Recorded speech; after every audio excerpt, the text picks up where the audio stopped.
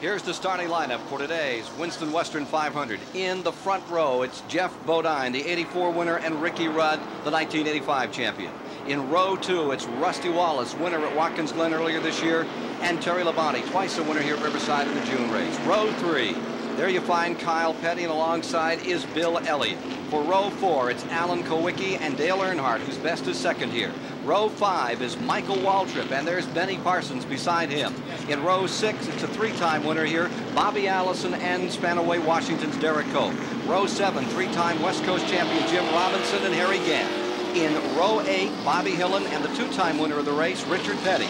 Row 9 is Sterling Marlin and IMSA road racing champion Herb Hare. Row 10 is Rick Wilson and Roy Smith from Seattle, Washington. Row 11 is Rick Hendrick out of Charlotte, North Carolina with an onboard camera and Dave Marcus. Row 12 is Joe Ruttman and George Fulmer. Row 13, Davey Allison and Morgan Shepherd. In row 14, it's Darrell Waltrip and Glenn Stewart. Row 15, Rick McCray and Giacomo Giacomo. Row 16, Tommy Kendall and Herschel McGriff. Row 17, Harry Gallardi and Ernie Urban. Row 18, Bill Schmitt and Chad Little. Row 19, Phil Parsons and Ken Schrader. Row 20, Dale Jarrett and Jimmy Means. Buddy Arrington and Ruby Garcia round out the field as they come out of turn number 9 and get set for a start. Here we are at Riverside. 119 laps to make the distance this afternoon.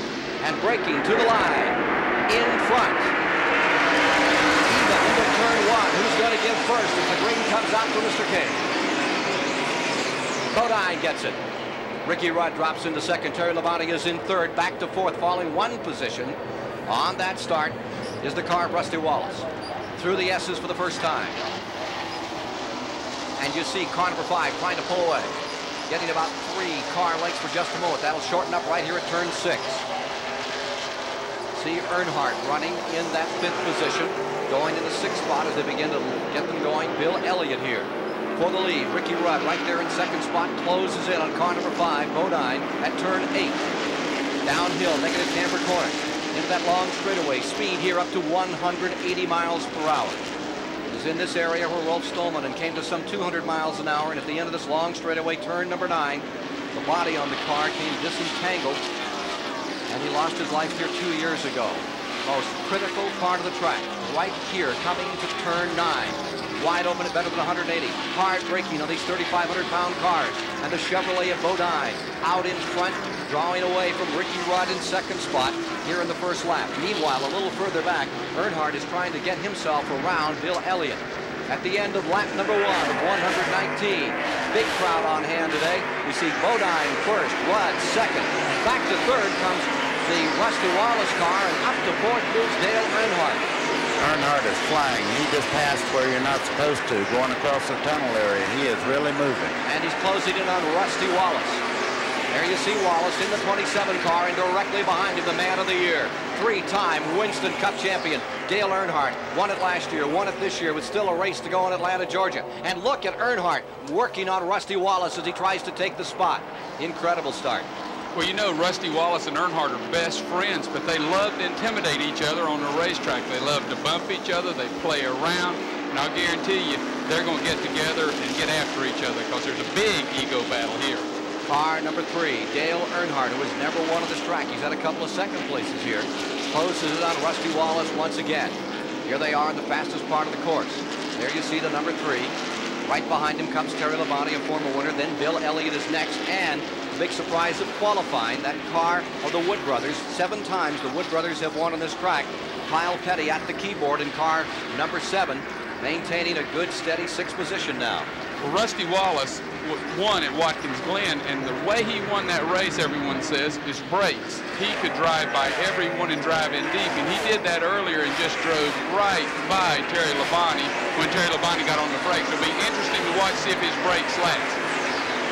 Brakes a critical factor on this racetrack, you may be sure. They certainly are, and especially going into turn 9. If you don't have the proper brakes there, you get off in the corner and it screws up the whole lap for you. You can lose a lot of time. 2nd lap complete, and now from the Superflow in-car camera, you're riding with Rick Hendrick, a rookie driver, a man who owns all kinds of car franchises around the country. Well, Rick Hendrick asked me to tell his kids, Ricky and Lynn, hello for him and not to worry about him. So we're going to take good care of your daddy, and your mom's here. So watch your daddy have a good time. There's the in-car camera from the Superflow car, and out in front or from the Folgers car with our Superflow in-car camera. Now, watch these two leaders another time. It is Bodine first, Ricky Rudd second, 3-car length differential. They scream down that back straightaway. Wallace is deployed third, and there you see in fourth the blue and yellow car. That is Dale Earnhardt, 11 times a winner this year. As Bodine tries to stretch it out a little bit, gets caught up here in turn number 9. The track record in qualifying for this course is the Tim Richmond mark from 1986 at 118 miles an hour.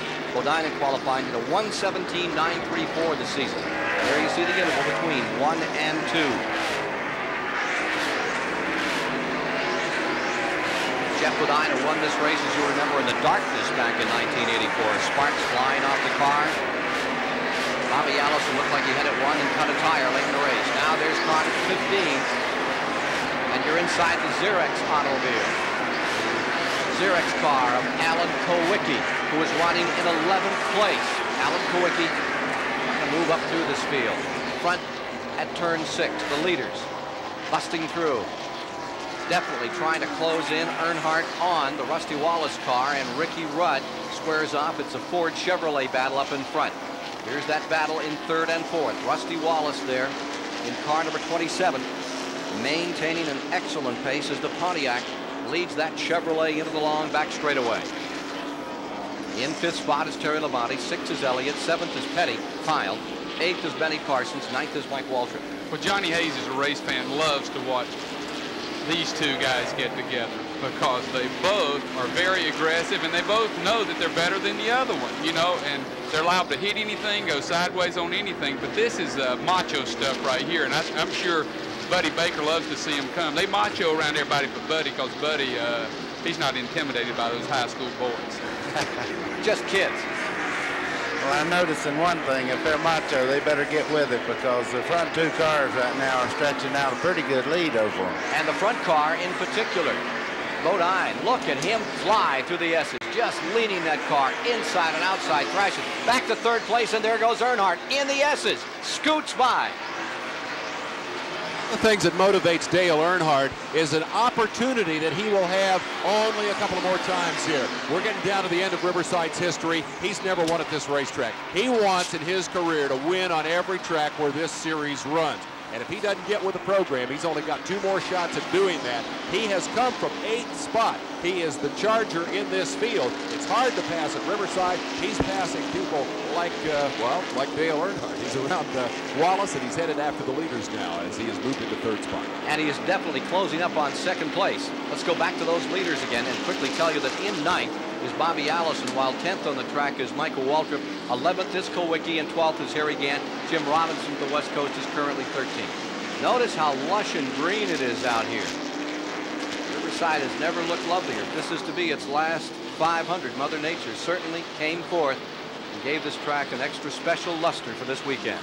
Here's Ricky Rudd's car in 2nd place, and the man of the hour, Earnhardt, is trying to close in on it. You have a Chevrolet in 1st, a Ford in 2nd, Chevy in 3rd, Pontiac in 4th. There you see the 2nd place car of Ricky Rudd, former winner here, and leans those cars. That 200 pounds looks like it makes a big difference. Let's check the interval between this 15 car and Earnhardt, who is trying to close in on him. Get an opportunity here. See just how much interval. There you see Earnhardt into number 3.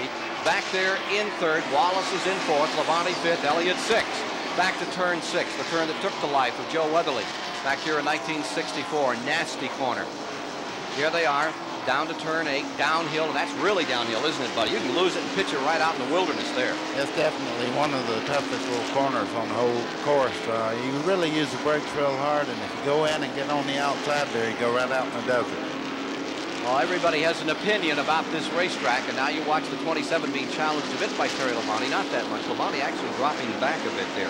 Benny Parsons told us about what this racetrack, about what the toughest thing about adjusting to the track was.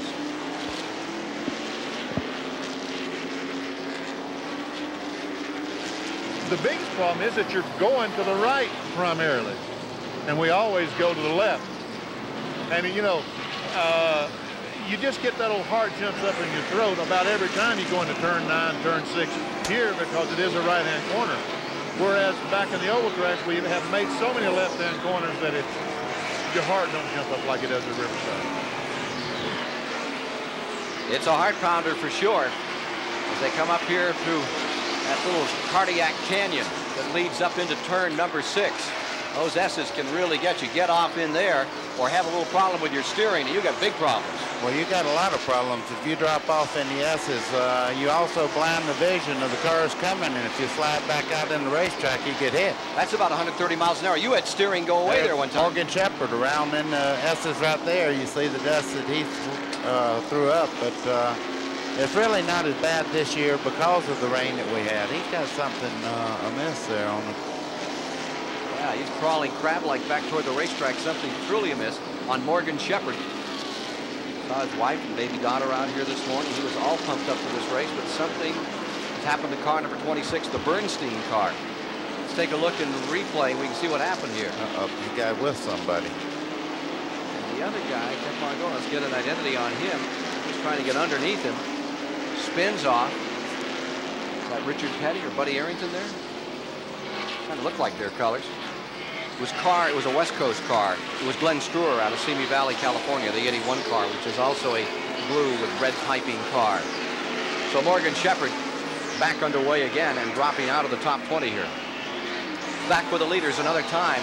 There is Geoff Bodine in front, as he has been from the outset. Came off the point. In the second spot is Ricky Rudd.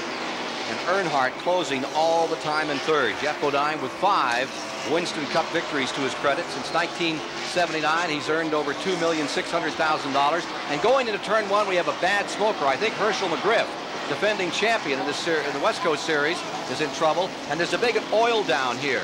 Indeed, car number 04 has blown an engine, and it is bringing out the first caution of the day. First yellow flag will come out at lap 8. While working lap 8, Herschel McGriff, 60 years old in December, driving with a broken leg today, is off the track, and he has poured oil and lubricant from the start line all the way into turn number 1. Here's the look from the in-car camera, the Superflow camera, and Rick Hendrick got a pretty good look at this guy right here as he went off the racetrack, because Rick had been following Herschel around here for about 3 or 4 laps. That's smart on Hendrick's part, because he's the rookie. Even though he's been around racing all his life, he is a rookie driver on this racetrack, and Rick was just following Herschel around. Herschel has driven, I don't know, 300 or 400 races on this racetrack in a career that dates back into the 40s, but now, unfortunately, Herschel McGriff has taken us off the racetrack into a yellow flag condition. The cars are coming on pit road, and we'll be back with more of the action of the Western 500 right after this. George Fulmer at the present time has been shown as the leader. Alan Kulwicki has gone to second. Darrell Waltrip to third. Ricky Rudd to fourth. Dale Earnhardt to fifth. Geoff Bodine to sixth. Bill Schmitt in seventh. Rusty Wallace in eighth. Ninth is Bobby Allison. 10th is Ruben Garcia from the West Coast. And Chad Little, the 24-year-old law student from up in the state of Washington, who is the Winston West champion, now finds himself 11th overall in the field. Benny Parsons is 12th. As Bill Elliott and the rest of the field circulate here behind the pace car, that's an extra setback, really, for that team, because they had a tough time here this year. They struggled a little after winning the Daytona 500. You see from the in-car camera here, Alan Kulwicki looking over the field. And you begin to get a sense here of the problems they have with the sun and the glare on this racetrack. It's a tough place to drive cars, especially with the dust that Buddy Baker talked about earlier. To get back to the Elliott story, they really regrouped here at the tail end of the season. They had some tension in the team. Ivan Baldwin, the West Coast guy who had come back and was helping them with the cars, that just wasn't working out, and Ivan has left. Ernie reorganized things and really got things back together. They won 2 races in a row, but now, of course, that crew is handicapped once again by the injuries that have befallen them here. They really wanted to end this season with a sweep of the last 2 races. Field coming by. And as they come up, I think they're a lap away from a start with car number 29, George Fulmer's car in first, and number 7, Alan Kulwicki in second, with the 3rd spot, Darrell Waltrip. 4th spot is Ricky Rudd, and then comes the Dale Earnhardt car in 5th. Bodine is in 6th, and they were the runners in the early going right up in front. This has to really be so difficult for Bill Elliott.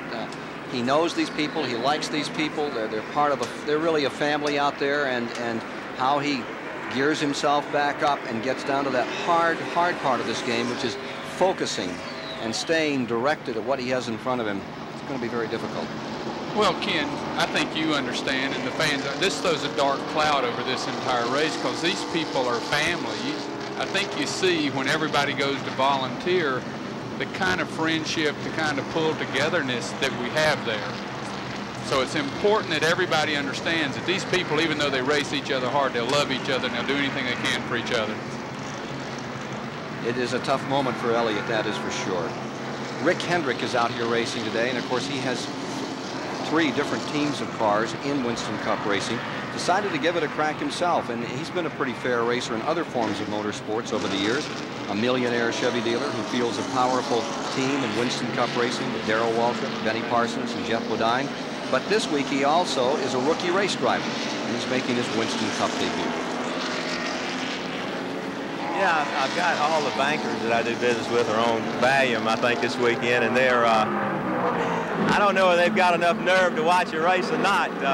Matter of fact, one of them's coming out here to watch me, but I've even got a friend of mine, Dr. Petty, who's a neurosurgeon there in Charlotte. He's out here, I think, just in case I hit the wall, but it was really the racing that got me in the automobile business, and I've driven all my life. I've driven go-karts, drag boats, and you know, road race cars, and this is kind of the top of the line. This is the big guys, as Bodine tells me, and you know, the crew's been trying to get me to do it, and so I guess I'll know a lot more about it. I can, you know, I know what the crew chief goes through, what the driver goes through, and I think it'll improve my perspective of the sport by competing in this race.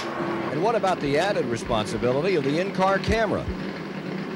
You know, I didn't think about that camera when I told him it was okay to put it in the car, and now one of the drivers said, well, you know, there's one nice thing about that. The whole world's going to see every mistake you make, so. But, you know, I know all the excuses, Ken. If you don't run good, you don't have a good motor, or you have a bad set of tires, or, you know, the crew chief put in the wrong spring. So whatever happens out here this weekend is not going to be my fault, because I've been trained by the best, and they've told me what to say. So it's going to be somebody else's fault no matter what happens. Rick Hendrick giving it a great shot here today. Bulletin on our story from pit road. The injuries are being reported as non-critical, not life-threatening, and that is good news on Chuck Hill, Steve Caldwell, and Butch Stevens. Injuries are non-critical, not life-threatening. That is the latest word from NASCAR and their booth one floor below us here on the start-finish line at the Riverside International Raceway. We are now showing 15 laps complete. We have been under caution since the 8th lap when this incident took place. And Buddy Baker, let me ask you for just a moment. When something like this happens, you've raced so many times, you've had situations develop like this in your career. How do you refocus? How do you get the critical business of concentration back when friends and real family to you have been injured, as we've just seen here? Well, you know, our pit crew is only 2 spots away from the accident, and it kind of got me like if it really happened and I was driving today. It's kind of a thing at the moment, it's the most important thing. Racing is secondary. And then you get a report like you just gave everybody. Everybody's okay. They have injuries, but it's not life-threatening and things like that. It goes completely out of your mind and you go back to racing. Benny Parsons once told me that when he saw his brother flip 15 times in that terrible crash at Talladega, he said it was the worst moments of his life until his crew came on and said, Phil's fine. And he said, then I could put it out of my mind and went right back to the race. And I know what you're talking about. I raced Daytona against my dad, and he had a bad accident coming off the second corner one time. And when I come back by, you know, you really just want to stop and go over and do what you can, but the best people in the world are working on these people to make sure they get to the hospital. I come back by the next time, he was standing out by the race car. They're putting him in the ambulance. He waves to me. Nothing feels like that. That's the greatest feeling in the world. Ken, I think the Benny Parsons story was a classic because I owned the race car at the time he drove, and I owned Phil's car. And as Phil flipped, we all thought the worst, and Benny wanted to park the car very badly. I ran to the hospital, and Phil was arguing with the people, telling him not to cut his uniform off. So I knew Phil was okay, right? So I called Benny and say, it's okay. and boom, Benny says, change me 4 tires. I'm ready to go to the front. Let's go to Dave Despain at the STP Pit Center. The pole sitter has led every lap of this race thus far. Of course, we've only run 8 laps under green. Jeff Bodine won the Busch pole here, and he broke out of a big tie in the Busch pole standings for the year. We want to take a look at those standings and set the field for the first big race of 1988, which will be the Busch Clash. Bill Elliott has locked up the $25,000 for winning the most poles this year. Then look at the rookie, Davey Allison. Here you see Bodine. He moves up into 5th spot in the standings. Behind him, all the guys who have won a single pole this year, and they bring the field for that race up to 12 drivers who will be working down at Daytona next February. The one name missing from that list for the first time in 13 years is Darrell Waltrip. He was going for the pole here in Riverside, looped the car, had to qualify the second day, and ended up starting 27th. If for the first time in 13 years, Darrell is going to avoid going without a pole, he's going to have to win the pole at Atlanta in 2 years. That's the Busch pole report. Waltrip looped that car in the very first turn. 13 years. He gets one more shot at Atlanta, and then I don't know about the wild card situation. Potential for 14 starters in the Busch Clash come February at Daytona. Here's the field, and you see George Fullmer, and he is leading for the first time in a Winston Cup race since 1974 as they come down for the green flag. They'll take it on the back straightaway. They'll take it just after they come around this turn number 8 and get ready to go. Here they are, back under race conditions and breaking out in front as they take that green. Car number 7, Alan Kulwicki going forward, and Darrell Waltrip on the inside. The orange car, Waltrip, and there's number 7. Here is Earnhardt busting through. As they come down underneath the bridge for the first time, we find Waltrip is in first. And Ricky Rudd comes into second, Alan Kulwicki dropping into third. Back under green. From the Xerox in-car camera, here they are around turn 9, back to the start-finish line. At the stripe, they complete 17 laps, shifting into turn number 1. And you see a big challenge being put on Kulwicki's car. That's Earnhardt pulling alongside him. Here are your 2 leaders. And you see Earnhardt already pulling up into third. Alan Kulwicki, the little independent, crawling to fourth in that Xerox car. There's the number 15, Ricky Rudd, seeking a second victory in this Winston Western 500, closing up on Darrell Waltrip, who won it back-to-back in 80 and 81. Alan Kulwicki a bit high there for a moment, and he's being challenged again. Bodine is the man who's come into third. Bodine has come to third. Kulwicki is fourth, and Earnhardt is right behind him. Now Earnhardt's right in front of him. There's Bodine into third. And in fourth, it is Dale Earnhardt, with Alan Kulwicki falling to 5th, and in 6th is Rusty Wallace. George Fullmer back to 7th. Well, I think when they started there, I believe Darrell Waltrip, the way he slung by everybody, he probably said, thanks a lot, Waddell. That was nice power. Now look at this battle up in front.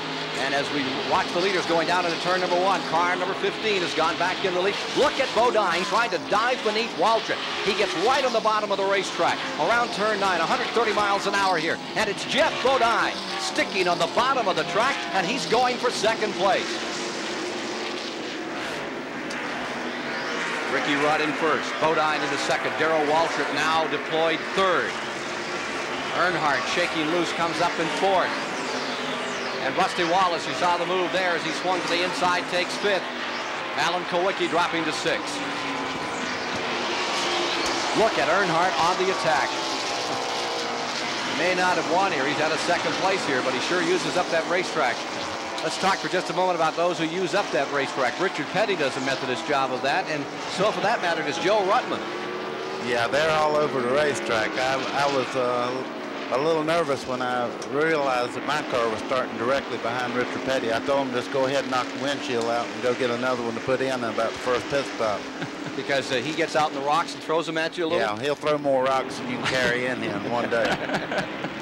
And of course, Buddy Baker's car is being driven by Herb Hare from the International Motorsports Association. Brilliant young driver out of Peoria, Illinois. Look at the battle up in front, 15 and 5. The red car, the Ford, is Ricky Rudd. Right with him is Bodine, and Bodine loves this turn 9. He just flies in there, flogs that Chevrolet as he moves in on the Ford. Let's go to Jerry Garrett for his observation here. Well, Ken, we're down in the pits of Sterling Marlin, the number 44 car right now. There's a lot of consternation down here. When they closed pit road, no one could pit. When they opened it back up finally after several laps, there was an ambulance parked in Sterling's pit. He was not able to pit. As a result of that, he has gone from second place to last on that restart. He's now flying up through the field, and his pit crew is trying to confer with the NASCAR officials to get him repositioned in some equitable spot in this field because they don't think what happened to them was fair. Earnhardt in third, and into fourth falls Waltrip. Wallace in fifth, Kulwicki in sixth, Bobby Allison seventh. As you see, Dale Earnhardt trying to close in here. Rusty Wallace is also on the move into the fifth position, moving around Kulwicki. It's amazing how well Kulwicki has done this year. Back to full song another time. There's a very slow car just in front of those leaders. Somebody off the pace just a bit. Looks a little like George Fulmer's car, but I can't believe it's him. That is car 81 that's in trouble. Glenn Sturer from Simi Valley, California, that's off the pace. Look at Bodine once again trying it outside, buddy. Well, you know, when he qualified, he was much quicker through turn 9 than any car that qualified, and that seems to be a strong suit. But Ricky Rudd's using a lot of racetrack getting into 9, and he can't make his moves. And those two together are pulling away just a tickle from car number 3, Dale Earnhardt in the third position. Waltrip in fourth, Wallace in fifth. Going sixth is Alan Kulwicki, and he's about to get some heavy pressure from Bobby Allison. Well, Bobby Allison's always been a great road racer. He's doing a heck of a job today. He's coming up through the field. And Bobby's aggressive, but he's also smooth and he's smart, and he will take care of the car and use it when it's necessary. Leaders around turn 6, down the hill. There's no turn 7 on this track.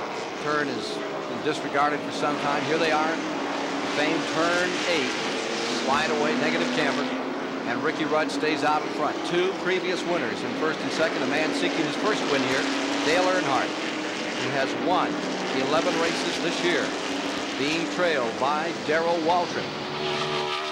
And pulling away from him. Boy, a lot of power out of that Lula Rosa engine. Car number 3. Here's Bobby Allison trying to close up. Now here comes the Alan Kulwicki car. Remember, that's in 6. Bobby Allison right there with him, and also Parsons. Parsons in the 35, Terry Labonte back there. Here's Bobby Allison's number 22 around turn 9 and trying to close in on number 7, Alan Kulwicki. Number 3 is pitting. Earnhardt comes on pit road. Unexpected stop for Earnhardt. Richard Childress' team ready for him as he pits all the way on the far end. I'm sure he cut down a tire. This is the kind of thing you face at Riverside. Those tires are thin, they get hot. You can push a rock through them very easily, and that's just the kind of problem you have here, so you just have to go for it and change them. 12 and 1/10 seconds for tires on car number 3. And that is a great stop. That is a great stop.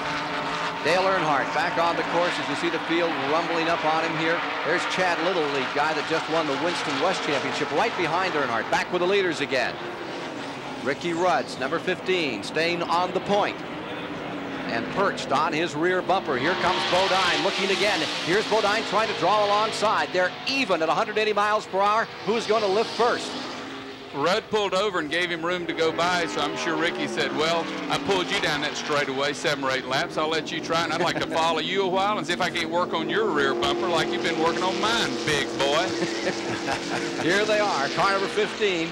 Ricky Rudd back to second place now. Bodine, man, it's set on the pole, now back in first. Chevrolet leads it. Ford is in second. Chevrolet is in third. Rusty Wallace's Pontiac is in fourth. Then it's Alan Kulwicki back there in his Ford in 5th position. There's that battle developing now for third spot. Darrell Waltrip has his rear mirror full of car number 27. I just noticed when Darrell and Rusty come through 9, he gave him a little shot to let him know where he was at. He's getting his attention. I wouldn't be surprised to see Rusty get by Darrell pretty quick here. He's on the move. See, that isn't done in road racing. Road race people don't see that kind of thing happen. You don't go up and tap somebody's bumper. That's just regular stuff out here. Well, it's not being mean. It's just letting him know that you're fixing to make a move, and if he don't plan to pick up the pace, you're going to make a move on him. Oh, yeah, Buddy Baker. It's not being mean to knock him off into the third turn. I just told him I didn't want to hold me up. But let me tell you something. Poor old Darrell looked back there a while ago. He had Earnhardt and said, "Oh Lord!" Now he looks back. Here comes that crazy Rusty Wallace. So he's sitting there saying, "I can't relax." Let's go to the pits and Pat Patterson. Story on Dale Earnhardt's car is this flat tire, as they've already marked it here. Now, we told you earlier that you can get into this kind of trouble at Riverside, and that's exactly what has plagued the number 3 car. A flat tire, that caused the pit stop, and it lost Dale Earnhardt some valuable time.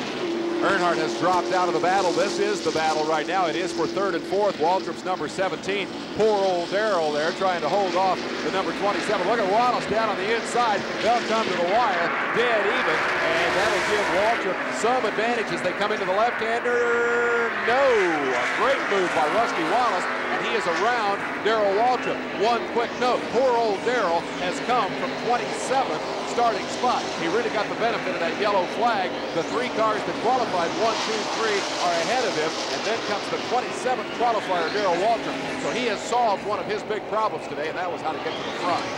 For just a moment, Darrell Waltrip owned Rusty Wallace. For a split second, they had him right on the outside, and it could have been disastrous, and they just ease on through. Now you see them with Rusty Wallace in 3rd, Darrell Waltrip in 4th. The leaders, meanwhile, are still Jeff Bodine and Ricky Rudd, running nose to tail for 1st place here in our live coverage on the Superstation of the Winston Western 500. There's more to come, lots more action, so stay tuned. 25 of 119 laps complete. You're watching car number 3. That is Dale Earnhardt fighting his way back to the field. He dropped to 29th after he had to come in for a tire change. He's just passing Davey Allison, closing up on Jim Robinson, 3-time Winston West champion. Up in front, Bodine leads, Rudd 2nd, Wallace 3rd, Waltrip 4th, Allison 5th, and flying, Parsons 6th, Labonte 7th, Kulwicki 8th, Kyle Petty is 9th, Harry Gannis in 10th. Let's go back up with those leaders another time, and here they are, still stuck together just as they were earlier. Jeff Bodine, who had his biggest payday, 1986 Daytona, when he took that one home. Out in front, Ricky Rudd rambling along in 2nd place in the Bud Moore Ford. Then there's a bit of an interval back to 3rd where Rusty Wallace has the Pontiac. So it's Chevrolet, Ford, Pontiac, 1, 2, 3 here at this juncture of the Winston Western 500. Live on the Superstation this afternoon. You're riding with Jeff Bodine here as he just guides this car, this 3,500-pound car, so gingerly around turn number 9 and then flat foots it back toward turn number 1. Jeff Bodine out in front. He works really hard to be a good racer, road racer. I try to be, you know. I guess I go back to running roads back in Schmitt when I was a kid in high school. You know, all those dirt roads and windy, curvy roads up through the mountains gave me some practice, I guess. Maybe for road racing, I don't know. But it seems like the first time I got into a road race, I enjoyed it. I did well. And I really do enjoy road racing, and maybe that's part of it. If you enjoy something, you do it better, or you try harder. I don't know what it is, but it's a lot of fun. There you see Jeff Bodine out there having a lot of fun in car number 5 as he continues to lead on this treacherous 9-turn Riverside International 2.6-mile road course. Ricky Rudd stays right in 2nd. Up to 22nd has moved Earnhardt. He was in 29th. He picked his way through. And Bill Elliott's car is now showing as 15th. And the report is that none of those injuries are critical on those 3 mechanics that were hit on pit road back at lap 8. And we'll update you on that story again as soon as possible. We have assistance from other pit crews for the Elliott team as they swap back and forth among teams out there to help Elliott through this crisis that happened early in today's race. His crew depleted. Dan Elliott was also knocked down. He is fine. He was with us on the telecast for a few moments. And Elliott is out here trying to gather it back up. Assisting that depleted Elliott pit crew will be 2 men from Darrell Waltrip's crew and 2 from the Junior Johnson crew, Terry Labonte's race team. Well, there you see Bodine getting a little breathing room now. He's got almost 3 car lengths. That's the biggest lead anyone has enjoyed in this race. George Fulmer briefly that. Now you see Waltrip in the 17 car. He's back there in 4th, chasing Rusty Wallace, who is in 3rd. Darrell Waltrip around turn 6. He'll get his season rolling as well as Darrell Waltrip is having a lot of pressure coming up from behind him. Bobby Allison, Benny Parsons, Terry Labonte are hooked up together coming after him. There's a slow car in between, but it won't be long. Darrell will have his hands full. You can see everybody coming into the camera right now. Now that slow car is Tom Kendall, the young driver from UCLA, who was the IMSA champion, GTU car number 76 for the last 2 years. The International Motorsports Association, one car slowing dramatically here. It's like Sterling Marlin. And Bobby Allison's car thundering down into turn number 9, followed by Benny Parsons. Allison in that 5th position, Parsons in 6th. Benny definitely closing up in here. Buddy Arrington scooting by. Ken, if you notice, Bobby Allison's closing in really fast on Waltrip, and he's bringing Benny and those guys with him. But as this racetrack gets slicker, Bobby Allison gets better and better. I tell you, he's about as fast a car as anybody out there right now. And if he gets a few breaks, he'll be right up there hammering with Bodine. And the 83-time winner, 2-time winner of this race, Bobby Allison, is definitely closing ground all the time here.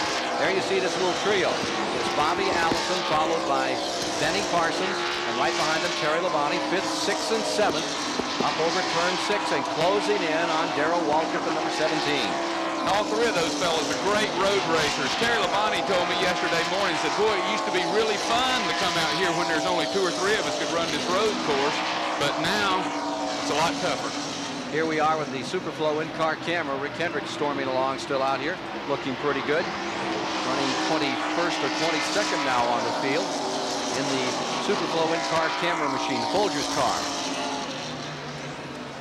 Back with car number 17. Waltrip, hands full, and about to have his arms and everything full out here of car number 22, Bobby Allison. Let's go back to that leader, and there you see car number 5, Bodine, getting a little more room over Ricky Rudd as he draws a bead on winning here, his 2nd Winston Western 500. Definitely the man that's going to be in trouble here momentarily is Darrell Waltrip. He's trying to fend off 3 guys who have real intentions of taking 4th place away from him. There you see 2nd place, Ricky Rudd. Wallace is back there in 3rd. It's live today on the Superstation. Bodine, for the moment, looking pretty good. We have 1 car off the course, easing down to the bottom. When they get off, they get, that looks like a blown engine out there. That's more than just getting off the course. Yeah, he's definitely out of here. I wonder if that is Tom Kendall's car we were talking about just moments ago. One of the West Coast cars.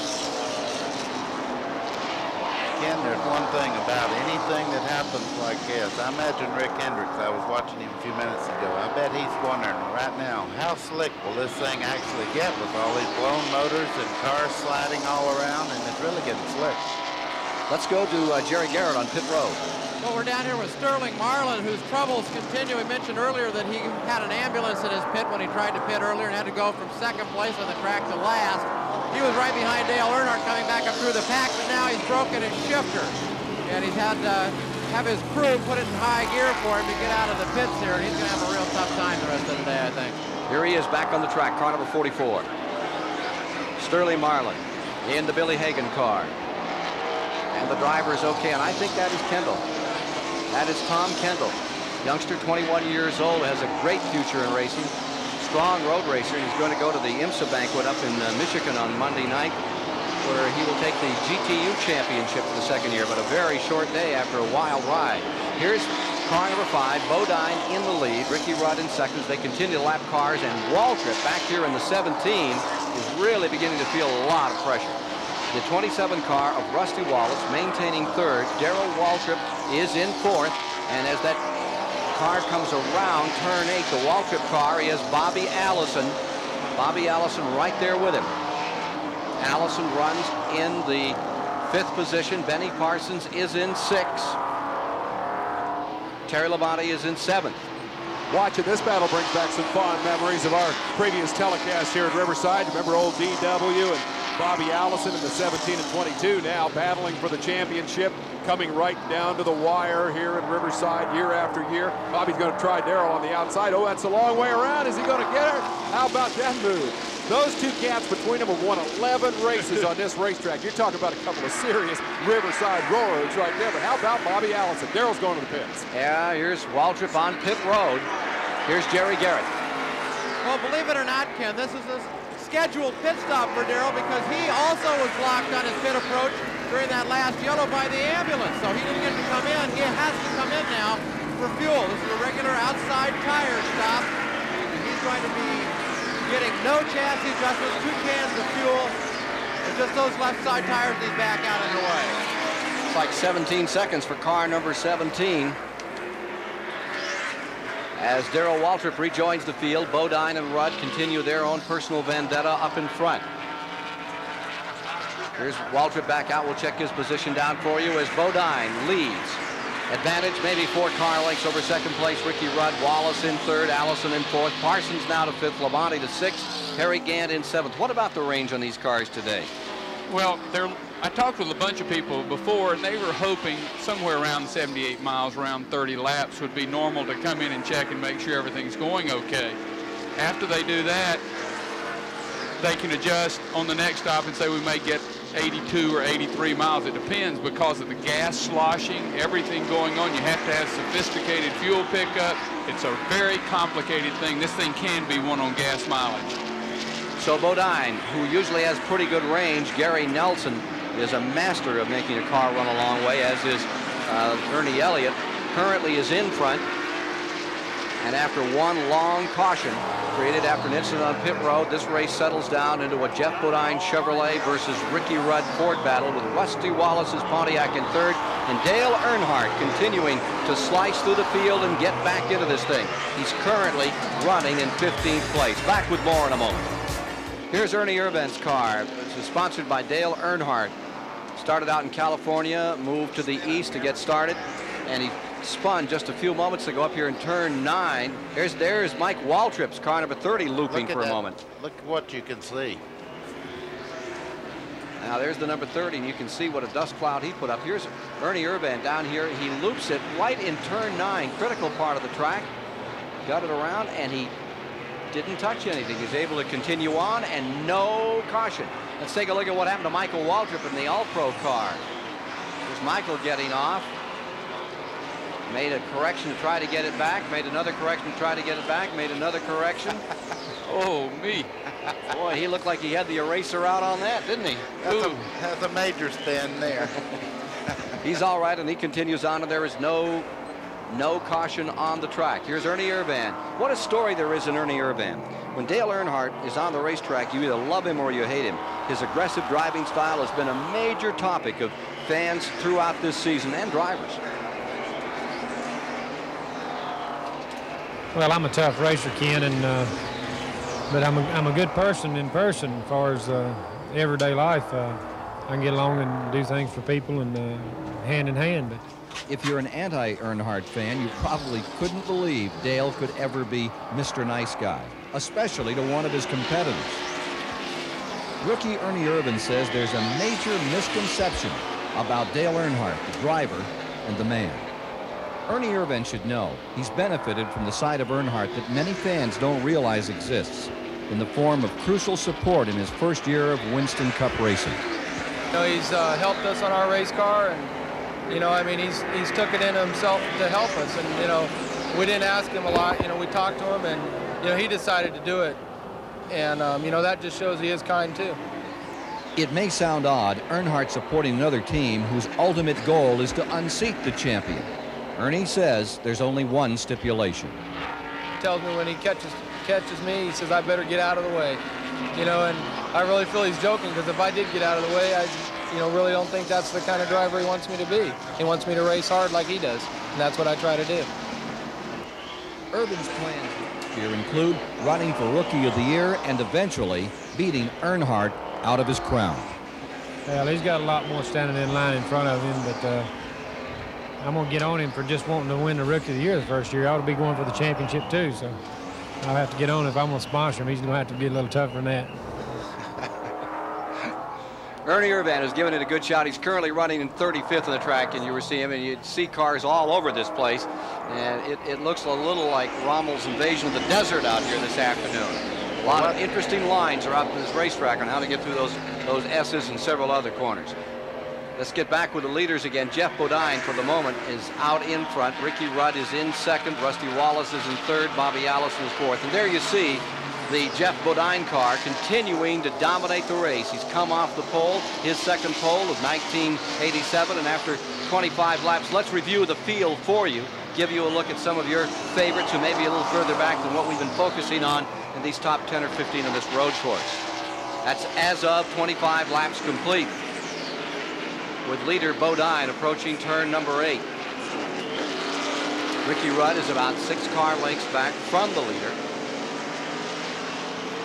And Bodine, he'll run that thing till the wheels come off this afternoon. He really likes to road race. He really does. And I tell you, he's the type of guy that runs Martinsville well, Daytona well, and he gets on a road course, and he's a tremendous driver there. He's just an all-around good race driver, period. He said an interesting thing about this racetrack. You see how Herb Hare's running in 16th there. Jeff was talking to me the other day. He says, you know, if they lose this place, they'll be losing a page from the history books of motor racing. And I think that sums up how a lot of folks feel. We may be watching our last. Winston Western 500 here. There's plans to run here next June, but after that, big question mark about the future of this track as housing tracks all around this area continue to move in on it. And for several years, we've been running the last Riverside. Here's car number 27, Rusty Wallace, getting ready to pit as we watch our leader here. And there's Chad Little, the Winston West champion, just 24 years old. And he's won the championship of the West Coast. Rusty Wallace, who's maintaining third spot, is on the pit road at this time. Change of tires for Rusty. Rusty Wallace has one of the top pit crews in racing. Harry Gant's coming right in behind him. Right in behind him. If we just bring our camera back, you'll see Harry Gant's number 33 in there as well. There's Rusty pulling out, and Parsons is also pitted. So they're all coming in for fuel here, and Bodine staying out. I say all, 3 of them came in at this point. And that battle of the range, just how far you can carry a car and a tank of fuel, gets critical at this time in the event. We are now showing some 37 laps complete, 37 down. Well, you know, we said earlier they were all hoping to get 30, and the caution came out somewhere around the 8th lap. So a lot of people are being a little conservative. They want to make sure they get that tank all the way full, because if you run out of gas here, you in big trouble. If you run out down the S's, they'll have to send a truck out to get you. The story on car number 5 is he may pit right now. He may pit He's right coming now. down Pat pit Patterson road. is there. Gary Nelson's award-winning pit crew will go to work on the leader, Jeff Bodine, in the yellow and white car. Bodine brings the car smoothly into the pits as they'll go to the left side, the driver's side of the car, and change 2 tires. Take on 2 loads of fuel here, no chassis adjustment on the car, as Bodine will look to get back out as quickly as possible. They will not change 4, it'll only be 2, and Bodine is down and away. Bobby Allison has also pitted at this time, so Ricky Rudd has appropriated first position here in our coverage of the Western 500 on the Superstation. Kyle Petty's bringing his car in. Dale Earnhardt gets a chance to run a little further. He will definitely be moving through the field now and getting a chance to run back up on those leaders with these pit stops. I'd like to ask Johnny Hayes a question about that fuel mileage situation, or Baker, either for that matter. These guys, as we mentioned, went into that long yellow at about lap 8. Most of them came in right away, and then the pits were closed and they couldn't come back in. We're at 38 now, so they've essentially run about 30 laps, but they ran nearly a third of that under a yellow flag. And my question on this racetrack, where we've seen the race won and lost by a late stop for fuel, were they able to learn anything there about their gas mileage, or does the fact that so many of those laps were under yellow render all that information useless? No, I think they do learn quite a lot from it. They can examine, they can estimate and figure, well, we're getting 3.8 under green and we're getting 4.8 under caution. I think those kind of things they do figure, because they do have fuel specialists. Ricky Rudd's coming down pit road. Leader is on pit road. Ricky Rudd bringing number 15. You see him pulling right in front of the Superflow in-car camera of Rick Hendrick. Folger's car coming back on the track. He should come right by number 15. There you see him. And car number 15, Rudd, is in, putting on left side rubber. We're talking about great pit crews, and all these teams we're watching year in, year out, these are best. And the reason they're the best is they've been together forever. That Bud Moore crew's been together since Buddy Baker was 17 years old and ran his first race, I think. Toward the 40-lap mark, a 23-second stop here, almost 24 on Ricky Rudd, and that will be costly. Usually that Bud Moore crew is snappy. Well, one thing I noticed about Ricky Rudd, several of the cars that have stopped took on 2 tires. He took on 4. That may be a decided advantage in just a few moments because the car will run quite a bit faster with 4 new tires. So we'll pick up a new leader for you here in just a moment. We're watching car number 78 idle down on the pit road another time. And as we get to this point in the race, it is fuel stops that are the order of the day in the Winston Western 500 at Riverside, California. We had a moment early in this round where car number 3 had to pit early. That was in the last 10 or 15 laps, call it this round between the last fuel stop, and fell back to 25th spot. Earnhardt will find himself right back up with the leaders now, as they've also pitted. He's into the top 5 for sure, and we're waiting for official documentation from NASCAR as to exactly where Earnhardt is. For a moment, Terry Labonte had the lead, but he's giving it up now, and he is pitting in that very first spot. Looks to me like number 9, Elliott, would be the second pit in, where we had this major incident early in the going. 3 members of the Bill Elliott crew were taken to the hospital. There seems to be good news on that. We're waiting for a further hospital report. In the background there, you see the fuel going into Labonte's car. Terry's regular fuel man, Wayne Dalton, when Bill Elliott was in a few moments ago, fueled Bill Elliott's car. Billy Hodges from the Tide machine, Rick Hendrick's number 17, driven by Darrell Waltrip, went over and jacked up Bill Elliott's Ford. Jeff Chandler off that same team filled up the car. Coors team regulars Mike Thomas and Ernie Elliott handled the tire changes. A community effort to keep Bill Elliott out on the racetrack after that early incident. And Buddy Baker, whose race car is that anyway? What's going on here? I don't know. They pushed it all the way down the pit road. It looks like they've got a major problem with it. Maybe the shifters have gone, or transmission, rear end, something's major wrong with it. They can't get it refired. Jerry Garrett can tell you the answer to what's happened to your car with Air of Hair out there. There he goes. Well, buddy, it was, I guess, kind of a rookie mistake. He just seemed to kill it when he was going out of the pits in the hot engine. They had a hard time pushing it uphill. As you know, the pits are uphill to get it started. Well, he's doing a good job in the car. I know what it's like to have one die in the pits like that. It's not a rookie mistake. We all make it. Well, now, buddy, I want to know, though, are you shirking your responsibilities here now? You're the car owner. Should you be down there giving that young boy some coaching instead of up there fooling around with the likes of Johnny Hayes and Ken Squire? No, Irv Hare is a fine racer, and he's won 14 out of his last 19 IMSA races. He's doing a super job. We've learned a lot about the chassis this week working with him. He'll be fine. Plus, the other problem that Buddy has is Irv's a lot smarter than Buddy, and they took up a collection on pit road, and they raised $40,000 to put Buddy up here and Irv down there. I don't know if they were afraid to race against you, Buddy, or they didn't want you out there with them. What was the real story? Well, it's kind of like you, Johnny. You know, you and I are in the same mental capacity, so it was kind of a swap-off. They put us up here and put Ken to control us this week. They wanted you out of the pits and me off the racetrack. Yeah, this is closed caption for those that don't understand Southern. What I need is a whip and a chair and a Frank Buck hat. Here's Jeff Bodine back in front now, and Rusty Wallace has come to second with Dale Earnhardt third, Ricky Rudd fourth, Benny Parsons fifth, Bobby Allison sixth. Harry Gant is in seventh. Phil Parsons is up into eighth. In ninth is Darrell Waltrip, and in 10th is Terry Labonte. But the man of the hour, as he has been since the outset, is Jeff Bodine. Here he is in one of the Hendrick Racing Stables cars, leading here in the Winston Western 500. More in a moment.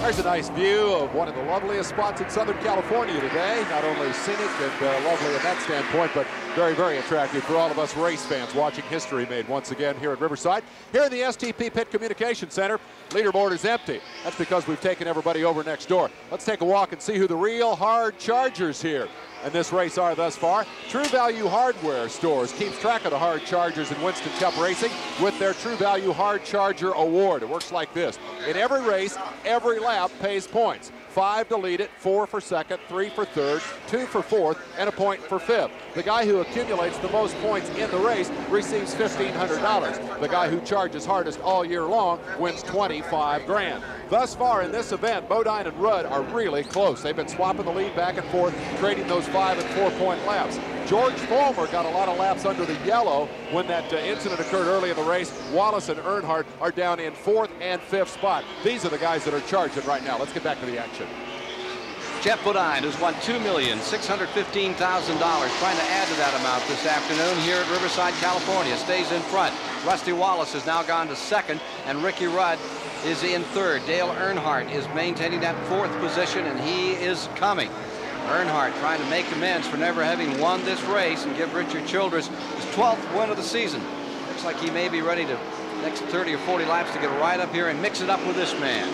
Bodine, originally out of Chemung, New York, spent a lot of time in New England. Modified ranks, racing for Dick Armstrong Racing Stable. Now in Winston Cup, he is a fixture after his great victory at Daytona. In a red letter day for him, he won, what, $160,000 or something, his best payday ever. Here he is in first. One thing we have to remember about Dale Earnhardt, he is out of sync with everybody else on the pit stop because of the cut down tire, and we've gone green all this time. Dale's going to have to pit pretty soon, and that's going to put him back out of sync. Well, we can perhaps get an interval here between that first and second place car of Bodine and Rusty Wallace closing in. Wallace's Pontiac, remember, Wallace won at Watkins Glen on that road course earlier this year. I think it's going to be about 11 seconds, a little over 10 seconds between first and second spot now as Bodine continues to pile up a bit of a lead, which is a surprise for some here today. He didn't set any records in qualifying, but he certainly is putting together a good run at this time. Earnhardt fourth, Benny Parsons fifth, Bobby Allison sixth, Terry Labonte in seventh, Harry Gant is in eighth, Darrell Waltrip is in ninth, and Phil Parsons is in that 10th spot. That's how they stand with a total of 45 of the 119 laps complete in this $389,000 next to last race of the 1987 season. Now let's see if we can get interval between first and second spot to give you an idea of how far back indeed Rusty Wallace is as he tries to close in here and get back up with that leader. There you see the Earnhardt, but there is the number 27, which is running in the second spot. Then Ricky Rudd a couple of spots back. Buddy Arrington's car drops on the inside there. There is the 15 car, and there's number 3, Earnhardt. Earnhardt's in fourth, and right there you saw the number 35, that green car of Benny Parsons, which is running in fifth, one of the Folgers cars. Here's Parsons moving right along at a good clip. He does well on a road course, doesn't he? Benny's always been one of the best at Riverside. Every time he comes here, he gets around very well. He's come close to winning here several times. He finished second to Bill Elliott when he won his first race here. From the Xerox in-car camera, here's Alan Kulwicki working at it up at turn number 6, closing up on the Red Baron car, number 90. Ken Schrader, who won here yesterday. Schrader came home victorious in yesterday afternoon's encounter with a brilliant ride. There's Harry Gallardi's number 14, one of the West Coast drivers. Remember, there's a war within a war. The West Coast kids get a chance to come out here and try to show their stuff. Well, I think the West Coast people had their feelings hurt a little bit. Here come the Winston Cup people into their hometown, and they get all the credit. And I tell you, these boys have done a good job for themselves. Trying to show their colors and get up in here. It's been some time since they've had a winner out here. Have to go back to the alfalfa farmer, was it? The last one that won out here. Here's 27 and 15 continuing their battle for second place. Let's remember that Ricky Rudd changed 4 tires when a lot of those people chose to change 2, and Buddy pointed out immediately, he said, that was a good call, and you watch Ricky Rudd come up through the crowd, so now I know why Buddy Baker's so smart and not a banker or something and owns a race team. Congratulations, there you go. Buddy. You just watch him going into 9 here. He'll put a move on him if you're not careful, man, the next couple of laps. That car's flying into 9. And the other one that's flying is that blue and yellow colors, the Richard Childress car running just back of car number 15. He's back about 30 car lengths, but closing all the time. And notice how the sun bothers you on this racetrack. No matter where you go, sooner or later, it gets you good. Here's Pat Patterson. Well, Ken Schrader came out to Riverside and practiced a lot earlier last week to try to get ready for this one, and he's got problems this afternoon. It's the clutch linkage on his car that's going to slow him down, so you may keep an eye on him in the tower as you see him having a hard time getting in and out of the pit area. Struggle for second place here. Wallace's Pontiac under heavy challenge from car number 15, Ricky Rudd. Dale Earnhardt just watching as these two dish it out, coming up through the S's another time. Wallace wanting his second roadways win of the season. There now. Here we are back into turn number 8.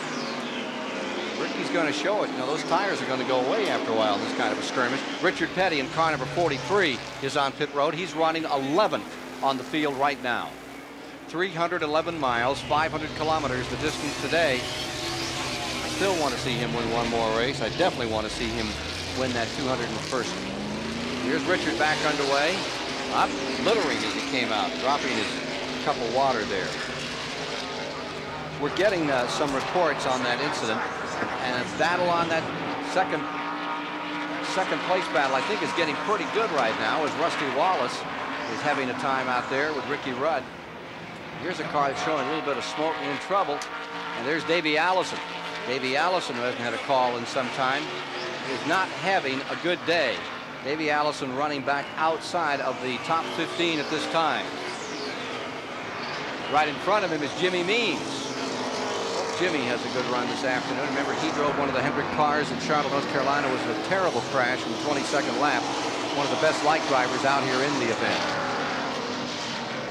So Bodine stays first on a beautiful day at Riverside, California. Here you see him at turn 8. Ricky Rudd is in second, and Rusty Wallace is in third. We discussed Jeff Bodine's feelings about the possible closing of Riverside with him, and here's some other insight he gave us. A lot of tradition, a lot of history behind this track. I've won a race here, and I thank God I have. Now I have a pole here, and so that's good, but I want to come back many, many years and win more races, win more poles, so I don't want to see it go. But go, they say it will. The last Winston Western 500 is this day in California. You're watching it live on the Superstation, home of the NBA. Car number 5 stays in the lead with a pretty healthy advantage now of about 12 seconds over Ricky Rudd in second and Rusty Wallace in third. Dale Earnhardt in fourth, and Earnhardt continues to move at a very, very good clip as if he wants to get back into it. We've been checking and getting an update for you as to the condition of those folks that were hurt on pit road in lap 8 on the Bill Elliott car. And let's get to that now. What have we learned, John? Well, Chuck Hill has a broken right arm, but everything else is fine. Chuck's going to be fine. Steve Caldwell was shook up a little bit, but he's fine. Butch Stevens has a broken leg. Everyone knows Butch, that you buy all your race parts from him, and we're sorry that happened, but they're all doing fine. Well, that's good news. And now we see Earnhardt on pit road, who had been running in 4th place. He's coming in, making a right side, going all the way around on rubber here on Dale Earnhardt's car. So it's good news on those people that were hit by a car on pit road, and not life-threatening, not life-endangering for those 3. Right. If you noticed, everybody on pit road notices how well Ricky Rudd's running now, making the 4-tire change, and they're all going to that on the pit stops. It's only about 4 or 5 more seconds to change the right side, so everybody will probably be changing 4 tires on stops instead of 2. So Jeff Bodine stays out in front here in the Winston Western 500 as the laps continue to unreal. 49 laps now complete. More in a moment. Live from Riverside, California, watching the Winston Western 500 and watching Dale Earnhardt here after his pit stop. He has been relegated to the 11th position on the field as he thrashes that big Chevrolet back, looking for his 12th win of the season toward the front of the field. As he continues to make his own personal go at Jeff Bodine in first, Ricky Rudd in second, Wallace in third, Parsons in fourth, Terry Labonte in fifth. Let's take a look at other motorsports activities taking place this weekend around the nation and the world, and go to our GM Goodwrench Motorsports update. Thanks, Ken. As you well know, the NASCAR season wraps up in Atlanta in 2 weeks, but for a couple of series, this is the grand finale weekend. Just up the road in Pomona, the NHRA finals, which were rained out last weekend, are being held. Dick LaHaye and also Joe Amato battling it out for top fuel season honors. Cincinnati's Mark Oswald, the top qualifier in funny car. Also on that one, Bob Glidden, the 8-time national champ, once again the top man in pro stock. Yesterday in St. Petersburg, Florida, the Trans Am Series held their all-star event, the Fast 5 Shootout. Series champ Scott Pruitt in the number 2 car led most of the way. However, he ran over some debris, flattened both right side tires. Teammate Pete Halsmer in the number 3 went from 3rd to 1st, held off Elliott Forbes Robinson to win the $7,000 first place prize. Not bad for about 13 minutes work. The final Trans Am event of the year is being held this afternoon. Incidentally, earlier this week, Lloyd Frink, the organizer of the IMSA race in West Palm, was arrested as part of a major drug bust in South Florida. Well, that's it for this GM Goodwrench update. Let's go back upstairs to Ken. Thank you, Bob Richards. And just as you began that, we came under caution only for debris, not a serious incident on the track. Caution and Jeff Bodine made his pit stop, came back out again. This will bunch up the field. Check down the number of cars as you see more activity on pit road. There you see the Waltrip car just in front of Elliott. You also see the problem they have. They don't have enough room. The cars, there's 3, 4 cars stacked in, 1 car sticking out on pit road. Now you can see why you have the accidents like we had, and I think that shouldn't happen. Jerry Garrett is down there. Created quite a tough situation. You notice all kinds of different people wearing uniforms working on that Coors car. That's because they've had to loan crew members from different teams to help out the Elliott crew since all their crew members got hurt. But all 3 cars were in here at the same time, so who works on what car when? As we watch Darrell Waltrip come back out onto the racetrack, he has another problem besides the traffic jam. We've seen him get to the front thanks to the yellow and the long caution early. He got trapped out of the pits by the ambulance. That let him get up to the front of the field. But the car's not handling the way they would like. He looped it in practice, and they never got it quite right again all week. He was trying to get the pole and didn't. Now they hope that this yellow flag will give him the opportunity to get the handling back and let him make a run at the leaders. Thank you, David. 53 of 119 laps have been completed here today. 53 down in this $398,000 go as they sort out the field from this caution period. And I believe after the yellow, we're going to see Bodine as the leader and Earnhardt in second with Rudd in third. And we'll also find Rusty Wallace in fourth, Benny Parsons in fifth. We're still under caution for debris on the track. That is the second caution of the day after a lengthy one early. Johnny Hayes. Earnhardt got a real good break. He had just come into pit, put on 4 new tires, had plenty enough room not to get lapped. He goes back out, caution comes out. He moves from the back of the field back up to second, so everyone can get ready for Earnhardt and Bodine to shoot it out. And Dale will be looking forward to that. Jeff will be looking over his shoulder. And Rick Hendrick continues to do a dandy job in his first Winston Cup race, his debut. Fairly auspicious. He may want to replace one of his own drivers out there. I think they're under a great deal of pressure here today. As from our Superflow in-car camera in the Folgers car, we see Hendrick back on the track. Well, it would save him a lot of money if all the car owners could do this. That's the reason Buddy Baker drives his car. It saves him about $400,000 or $500,000 a year. He told me that earlier. So if Rick can eliminate drivers, he can save himself with 3 teams, I think probably $1.5 million to $2 million. I think this could be a whole new deal. Hal Needham probably is going to try to replace Harry Gann. I think this could be a whole new deal. Well, I can get Danny Schiff to drive the backup car. Then we got it covered, you know, all the way. I wouldn't go quite that far. I don't know if I'd put Danny in a car. Here's number 44, the Billy Hagan car, and Billy is a pretty good driver. I'm surprised he isn't out here road racing. He's been to Le Mans, that man that owns the number 44 you just saw on pit road. The field is under caution. There you see them at least one more lap before they turn them loose here today, and we'll see Bodine first, Earnhardt second, Ricky Rudd third, Wallace fourth, Benny Parsons fifth, Bobby Allison in sixth. And let's not discount the red and white colors of number 22 this afternoon. Terry Labonte's in seventh, Harry Gann is in eighth, Ken Schrader ninth, Kyle Petty 10th, Darrell Waltrip is 11th, Bill Elliott in 12th. These are all in the lead lap. And 13th is Phil Parsons with 14th, Morgan Shepherd. Well, I think a great thing's starting to happen because they found out that Hal Needham says he can drive a car if Rick Hendricks can. All these people are starting, so I think we could get a race going. This track has caused a few sleepless nights for a lot of drivers, and particularly for this guy here, Buddy Arrington from Martinsville, Virginia. His first memories of this road course. First time I came up here, so I had to do something. So I got in a road car, and I go out there and ride around. And I got it. You know, I was riding automatic. I won't change the gears. I got balled up on my gears where I was going, what I was doing. But when I got up on top of the hill, turn 8, I guess it would be, you know, you really make a sharp turn. You come right back, right just where you've been from. I almost kiss your real bumper, you know. And here I go wide open. I didn't see the turn. You know, it's kind of a hump there. I'm still wide open when I get out there. And I got to turn right. And there I go, right out through the boomings, through the mud and the dirt and everything else. And I come back. I thought, well, I won't forget that one. Go back out there after put my tires on, get my spoiler beat back up, go up there and do the same thing again. And I thought, well, now what am I going to do here? So finally I got it down, but that's I always remember that. When I come to Riverside, that's my spot on top of the hill up there. He's running 30th. Well, Leo Jackson with the Skoll team gets the Class Act of the Race Award. Buddy Arrington came to him yesterday afternoon. Phil Parsons had a problem, did not qualify. Buddy Arrington asked him not to because if Phil did, Buddy would not make the race. and wouldn't get to use a provisional. And Leo said, okay, we won't qualify. Phil Parsons started 38, and the reason he did, he was trying to help out Buddy Arian. A lot of cooperation, a lot of fraternal feeling among these drivers out here, and there is good news on that Elliott crew. There have been some injuries, there have been some broken bones, but it certainly looked life-threatening when we saw it here from the start-finish line. Now we're back under green again. Just taking up the green flag, Bodine pops out in front, and staying right with him comes Dale Earnhardt in the number 3 car for second place. Ricky Rudd is in third, and now you get a look at Alan Kulwicki from the viewpoint. Xerox in-car camera that shows you as he comes into turn 9 how he works that wheel. Looks pretty easy at his job for 130, 180, well, 135 miles an hour in that part of the racetrack. Makes it look real easy. Not that easy. No.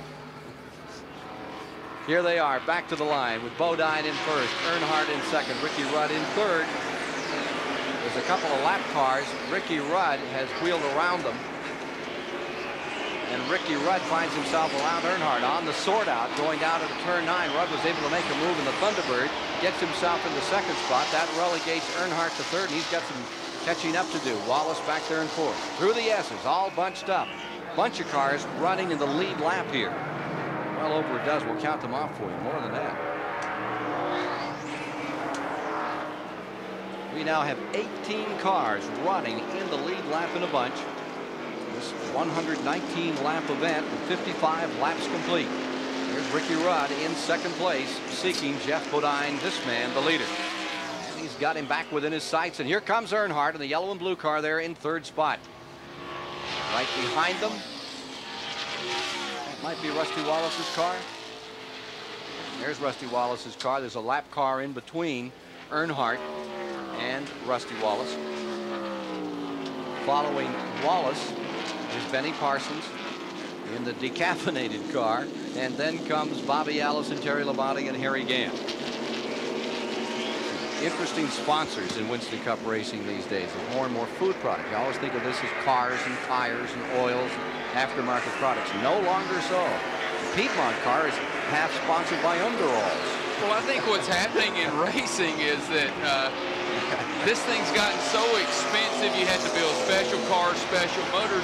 You're even having to go to associate sponsors like a Detroit Gasket, like an Exxon. All these other companies must come in to help you pay the bill, but these companies are using this as a research and development department, and it's a little cheaper than building your own racetrack and abusing all your parts. So if you buy a part that comes off one of these race cars, it has been abused right in front of America. So you do know that that part will hold up.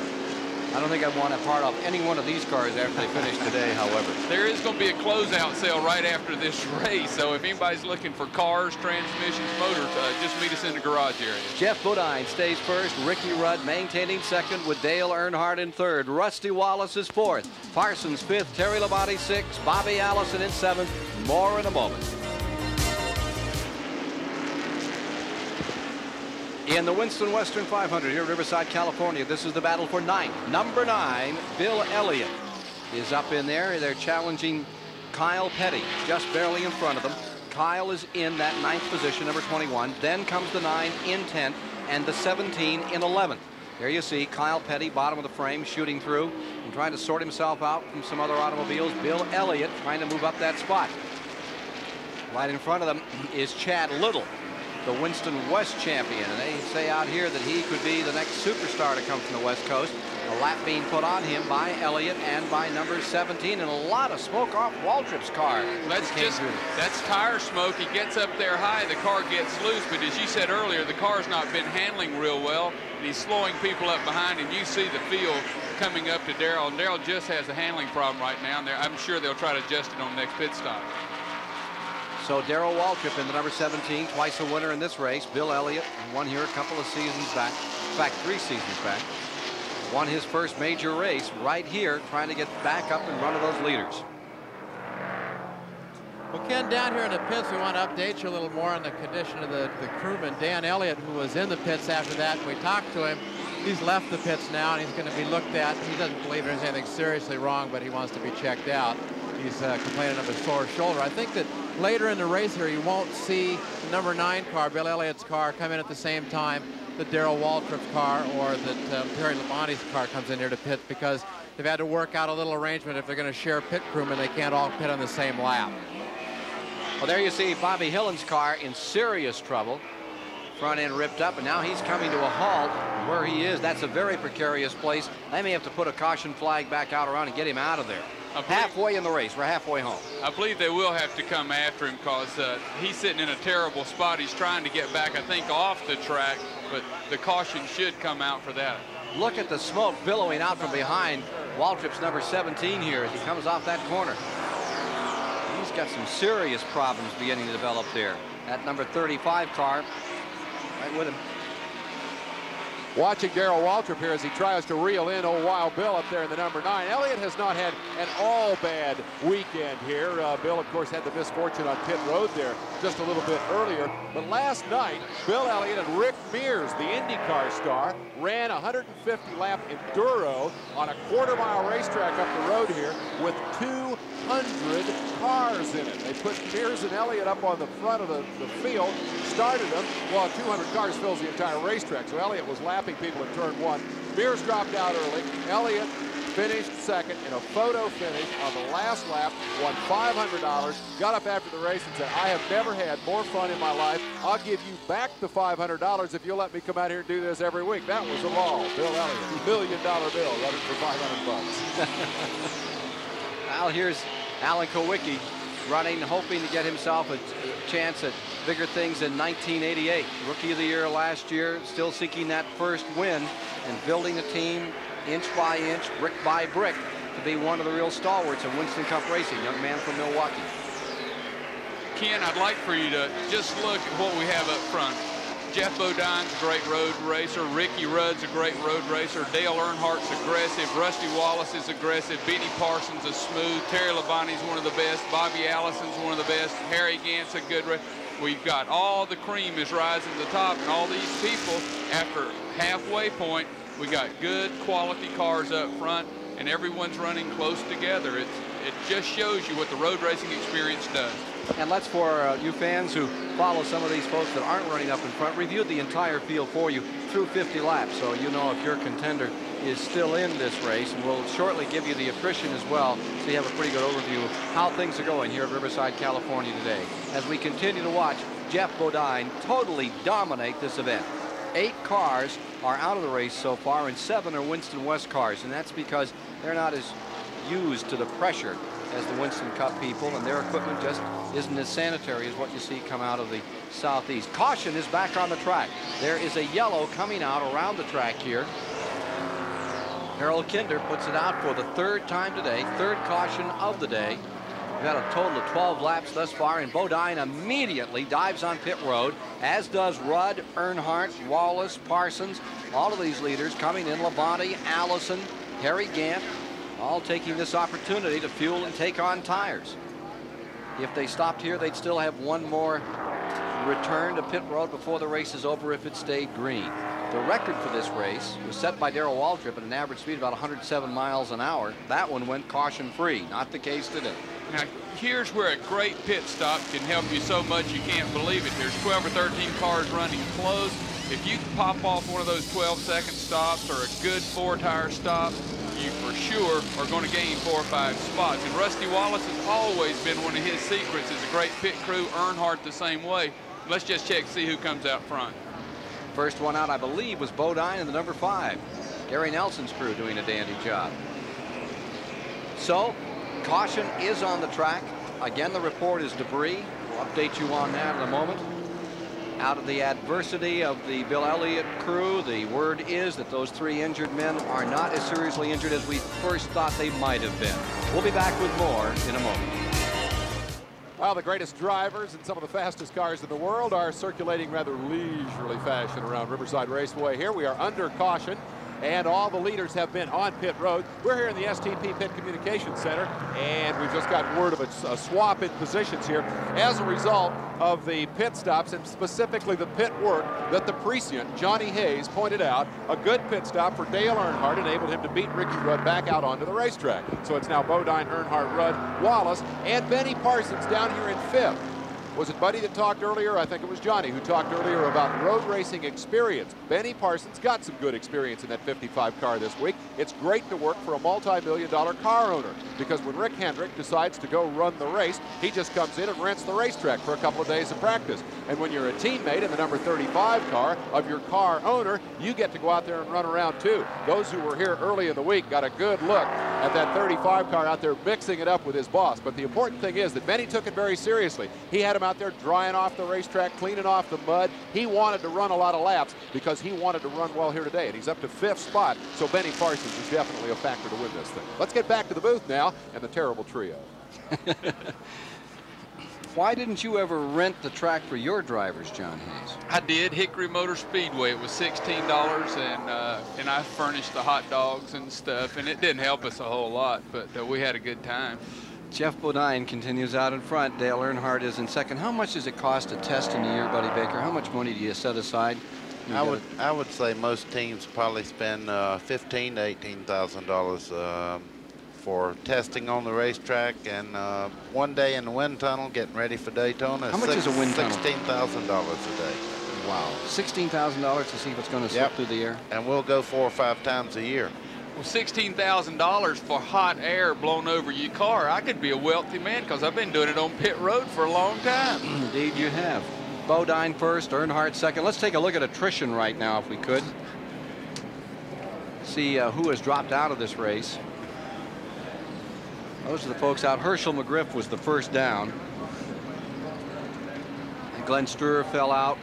Roy Smith came out. Jocko Majacchio, Tom Kendall, Bill Schmitt, Harry Gallardi all had trouble here today and fell by the wayside. That was kind of tough running for them, and particularly for Herschel, who, as we mentioned earlier, turned 60 in December and is truly one of the legends of American racing, all the way back to the old Pan American Series.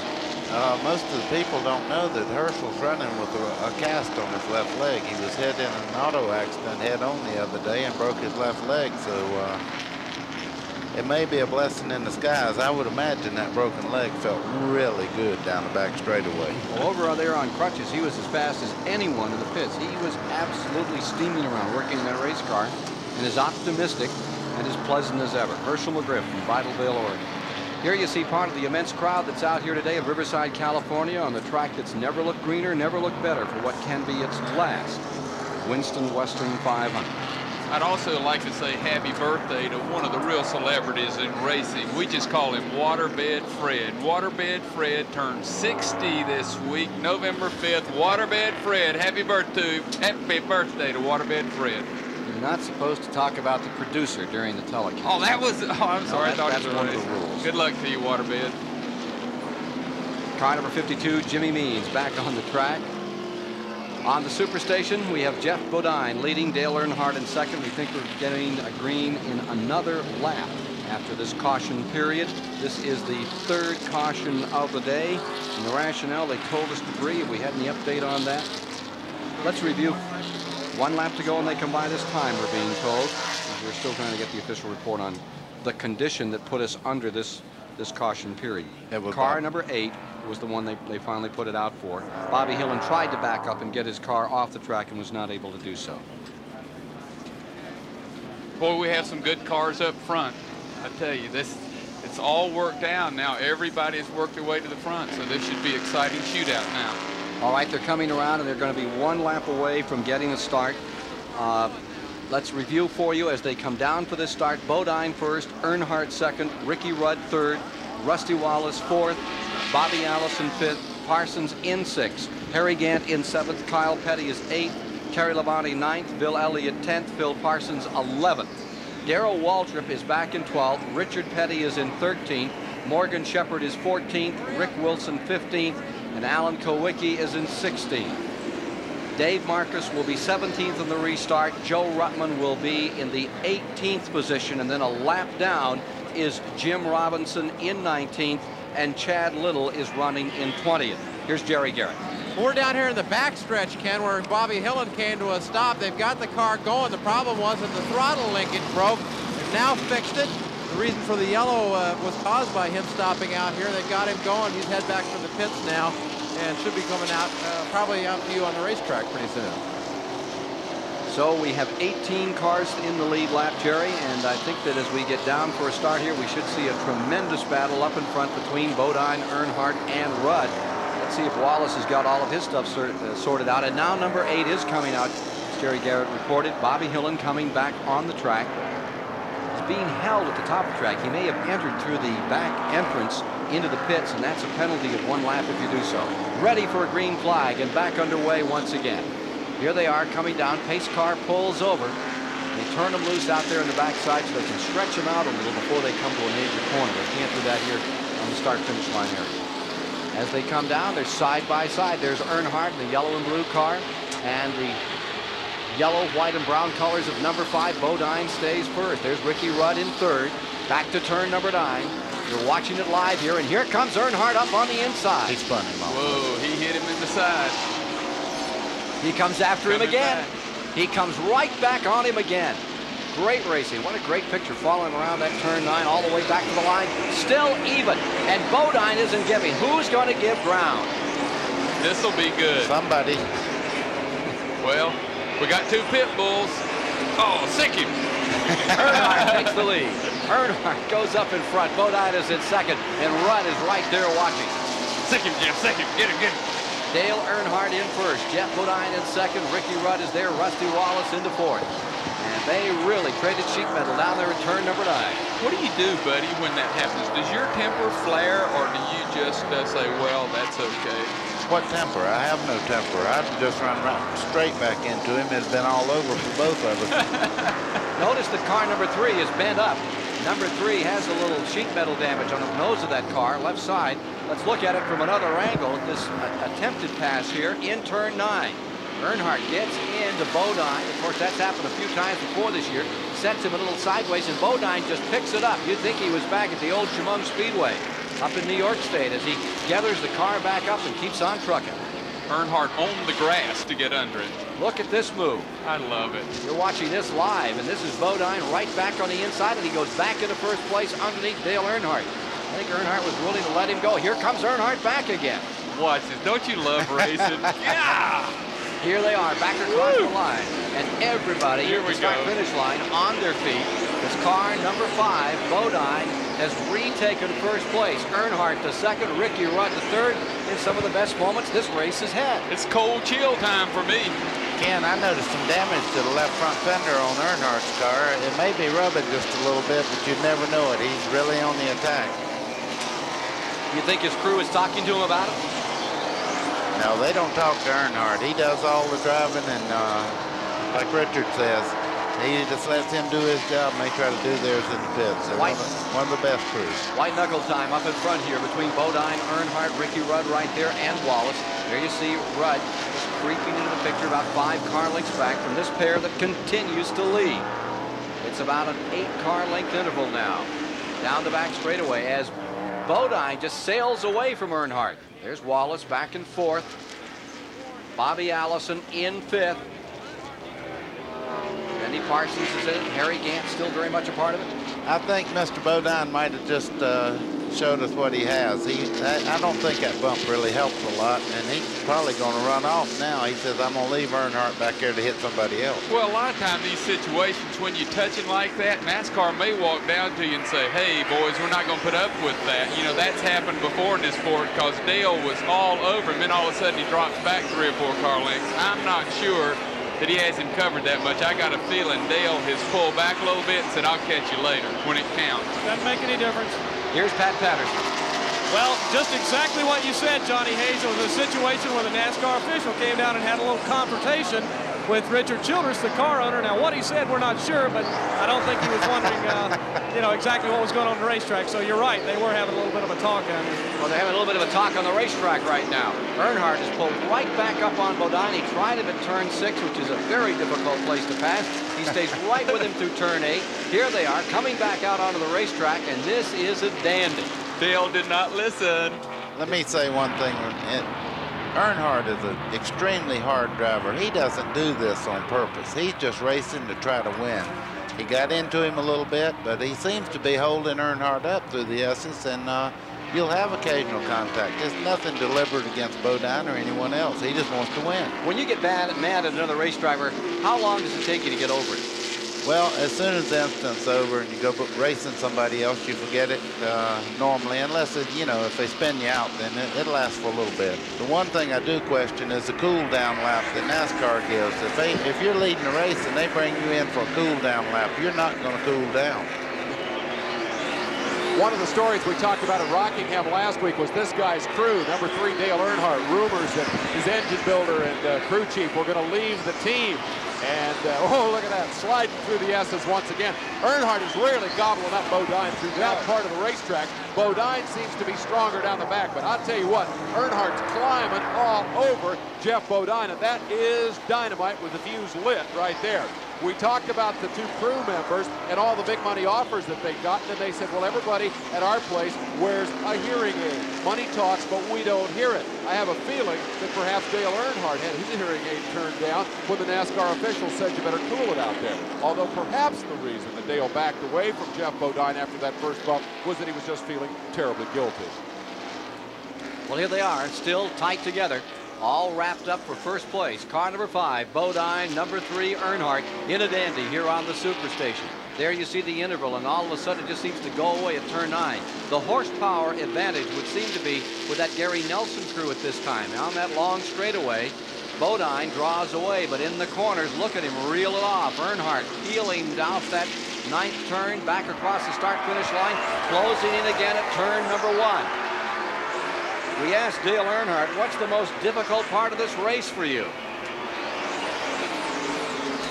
The whole thing. There's a lot of difficult things about Riverside, but the main thing is just being smooth and staying on the course. The S's are tough sometimes, and it gets a little slick off 9, and it's just a lot of tough things on the course that present problems, and you just got to work hard all day long, be smooth, and be consistent. Be smooth and be consistent. That's the key to winning here. That certainly is the Bodine theme, and it is the Earnhardt theme. But you put the 2 together, and the whole song changes its tune dramatically. As we're watching right now, when these 2 get together, it's apt to be a thrash. Well, Buddy, when they're slinging the car like that, does that heat tires up like we do on speedways? Quite a bit. I've noticed one thing.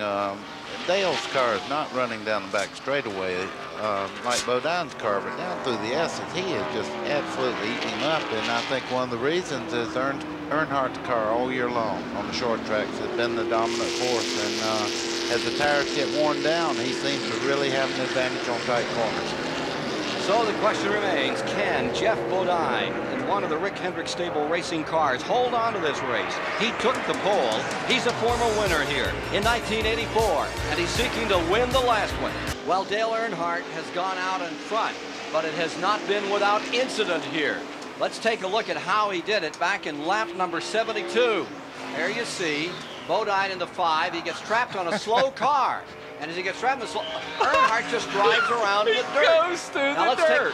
Let's take another look in the dirt and what happened here. Another vantage point. You see the slow car, and Bodine is caught, and down to the inside goes Earnhardt in the number 3. That's a little shortcut there, and he goes out in front. Then Bodine decided he was going to straighten things out. He went back around with that horsepower on the long straightaway. Here they are back at turn 9. This is still on tape a few moments ago. Earnhardt just leans up with a little nudge here. Along they come, side by side. They're headed back, and now once again we're going live because they are back together again, side by side. They actually touched and slammed each other up into turn number 1, but they're doing it all the way around the racetrack. Look at this, all over that racetrack, inside, outside. You're watching it live again, and that is Earnhardt up in front. Bodine is in second. Ricky Rudd is just watching it, saying, if these 2 guys want to beat themselves up, that's fine, I'll wait for a while. I tell you, maybe Earnhardt could use Dr. Petty, the neurosurgeon here, because I think we're going to need a brain scan on both of these 2 guys. I don't know, it'd probably be a straight line, but it'd be worth turning the machine on. Here they are back in that long straightaway, in first and second. It is now Earnhardt with the lead, and perched on the rear bumper is Bodine with Ricky Rudd back there. And look at Bodine sweep around out of that draft. That's the one place you really can get hooked up in a draft. Go back into the lead. Now let's what happens here. Bodine has the advantage. Here comes Earnhardt back another time. Pulls up, goes to the high side. Jeff moves up just a tad, but he wants to stay in the way. Doesn't want to get in that inside line if he can help it. Here they are, back across the stripe another time, and at the light, here's Earnhardt swinging up. This is right what Earnhardt did the last time, and they came side by side into one and leaned on each other. We can always pass him in the dirt because it is shorter that way. I've never seen in my life somebody go through the dirt on purpose. If you... That's a good example of what Earnhardt will do to get in the lead in the race. Well, I've seen Joe Ruttman do it. Look at this. And work each other over. And collect it and keep on going and pick up a couple of spots. Buddy, does Bodine watch his mirror, or does he have to keep his eyes to the front? Can he watch Earnhardt and try to block him, or does he have to just watch where he's going? No, he has to drive his own race now. He has to get Earnhardt back here till he sees him upside of him. I think he can probably feel Earnhardt behind him because he's been touching him about every lap. And he is touching him, isn't he? Yeah, they're getting together almost all the time through the S's, and the way they sling those cars. I mean, you're talking about racing. This takes my breath, and I make my living going to races, and I mean, this takes my breath. You know, John, you're talking about you never saw anybody do that, but in the old days, Curtis Turner, on this very same track in this race, past Parnelli Jones, cut a straight line through all those S's and made a whale of a line, just right out through the dirt, bounced back on the track, and came through. That was in '67. Ken, Johnny said that was a little before his time. Yeah, Curtis Turner, yeah, he's one of my heroes. Buddy Baker, Curtis Turner, Fireball, and all those old people. I love them. Jeff Bodine in front, Dale Earnhardt second. Now Bill Elliott has dropped out. He has gone back behind the wall. That's so unfortunate for car number 9. It's been a miserable day for a former winner here in 1983, and Jerry Garrett has the story. Well, Ken, the reason why Bill went careening off the track there earlier is he hit some huge piece of debris that just physically knocked him off the track. To squash the header pipes flat, they're down here with a torch now trying to cut the header pipes out so he can get some back pressure out of this exhaust system. The car will still run, hopefully get back out there. He's got a lot of points at stake. Indeed he does. He's in a tremendous battle in the points. Currently coming in this race was in second place with 147 points in front of Terry Labonte as work continues back in the garage area on Bill Elliott's car. Here you see the Earnhardt car trailing Jeff Bodine in the lead, and there you see Ricky Rudd in third, and right behind him is Rusty Wallace, and they don't gain or lose any time. I think they're sitting on something, both 15 and 27, waiting for further on to this race to show their hand. How's that for a shot of the tire marks from Earnhardt on the side of Bodine's car? Hats off to the cameraman for that. My question again to you guys in the booth, it's pretty obvious here, I think, that Jeff Bodine's got a whole lot more steam in his car than does Dale Earnhardt. Down that backstretch, Bodine's just gobbling him up. He could pass him back there, or he could pull away from him back there. Earnhardt's got to be using up that race car to be keeping this kind of a battle going with Bodine. Will that thing take that kind of abuse the rest of the afternoon? Buddy Baker? Well, I think it'll, you know, they're tough cars, both of them. They wouldn't be in the point standings as well as they are if they were not tremendous race cars, but Earnhardt's car is a tank. He can have a wreck that totals most cars and keep going, so he's definitely tough. Johnny Hayes? I think what Earnhardt's doing now is relaxing a little bit, sitting back a little bit. Bill Elliott's back into the race, but I think Earnhardt's going to sit there and relax, let the tires cool down, and hope that Bodine relaxes. Then here he's going to come back again and ambush him from the side and go back to the front. I think, I dreamed last night Ricky Rudd won the race, Rusty Wallace finished second, and I believe that's about where it's going to end. Who finished third? You ain't going to believe this, but Phil Parsons, and I did say, Phil finished third? Well, he's in 10th right now, and he's running the lead lap. That's interesting. The second place man, Earnhardt, third place, if you believe in dreams and all that sort of thing. Rusty Wallace fourth, Bobby Allison fifth, Benny Parsons in 6th. In 7th, Terry Labonte. Harry Gantis in 8th. Kyle Petty to 9th. Phil Parsons 10th. Morgan Shepherd to 11th. Darrell Waltrip in 12th. Alan Kulwicki in 13th. Joe Ruttman 14th. Going 15th is Dave Marcus. 16th, Rick Wilson. 17th is Richard Petty. All in that lead lap. More from Riverside Live shortly. We're in the STP Pit Communications Center. Riverside International Raceway, 27th. Winston Western 500. Jeff Bodine and Dale Earnhardt having a slugfest. 40 laps to go. I don't know if either one of them will get to the finish line. Normal pit stops are coming up here. Let's see if we can find out more from pit road and Jerry Garrett. Well, we wanted to tell you, Dave, that Bill Elliott's back out there now. They cut off this section of header pipe off the exhaust. You can see the scratch marks on there and hit something pretty substantial, something metallic, squashed something that is normally about 4 inches around right flat. We asked Bill where the debris came from. He said he thought it might have come off the leaders or been kicked up by the leaders. And that banging around may have some kind of detrimental effect on those two cars up front. Bear watching that.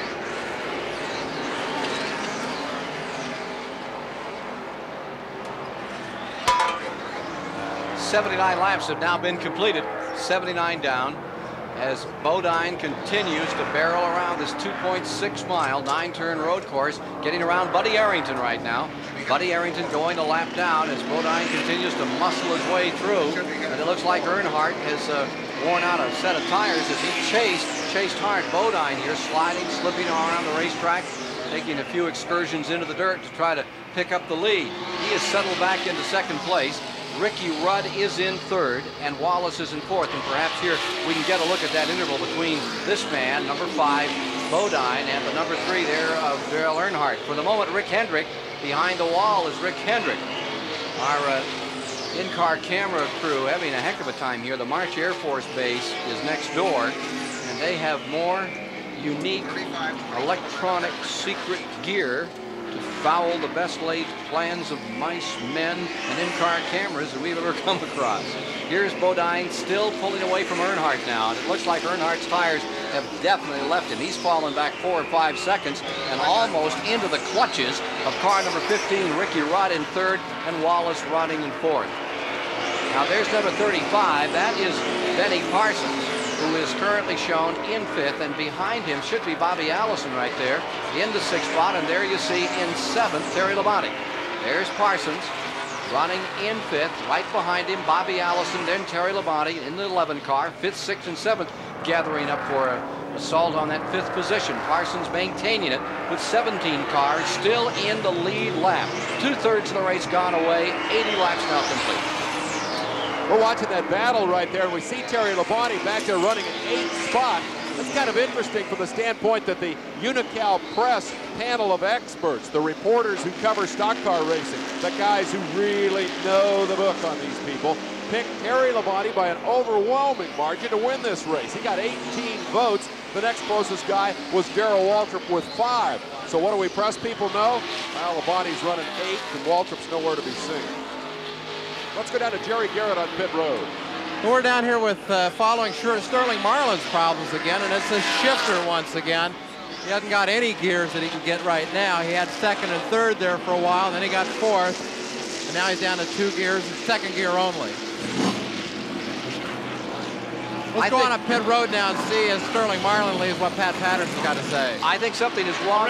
Rick Hendrick is with me. Rick, sorry to see you out of it. What happened on the car? We were just trying to ride along and wait for the last 25 laps, and something came off of a car up there in the S's, and I ran over it, and I heard a big bang, and then there was a lot of oil up under coming up through the car.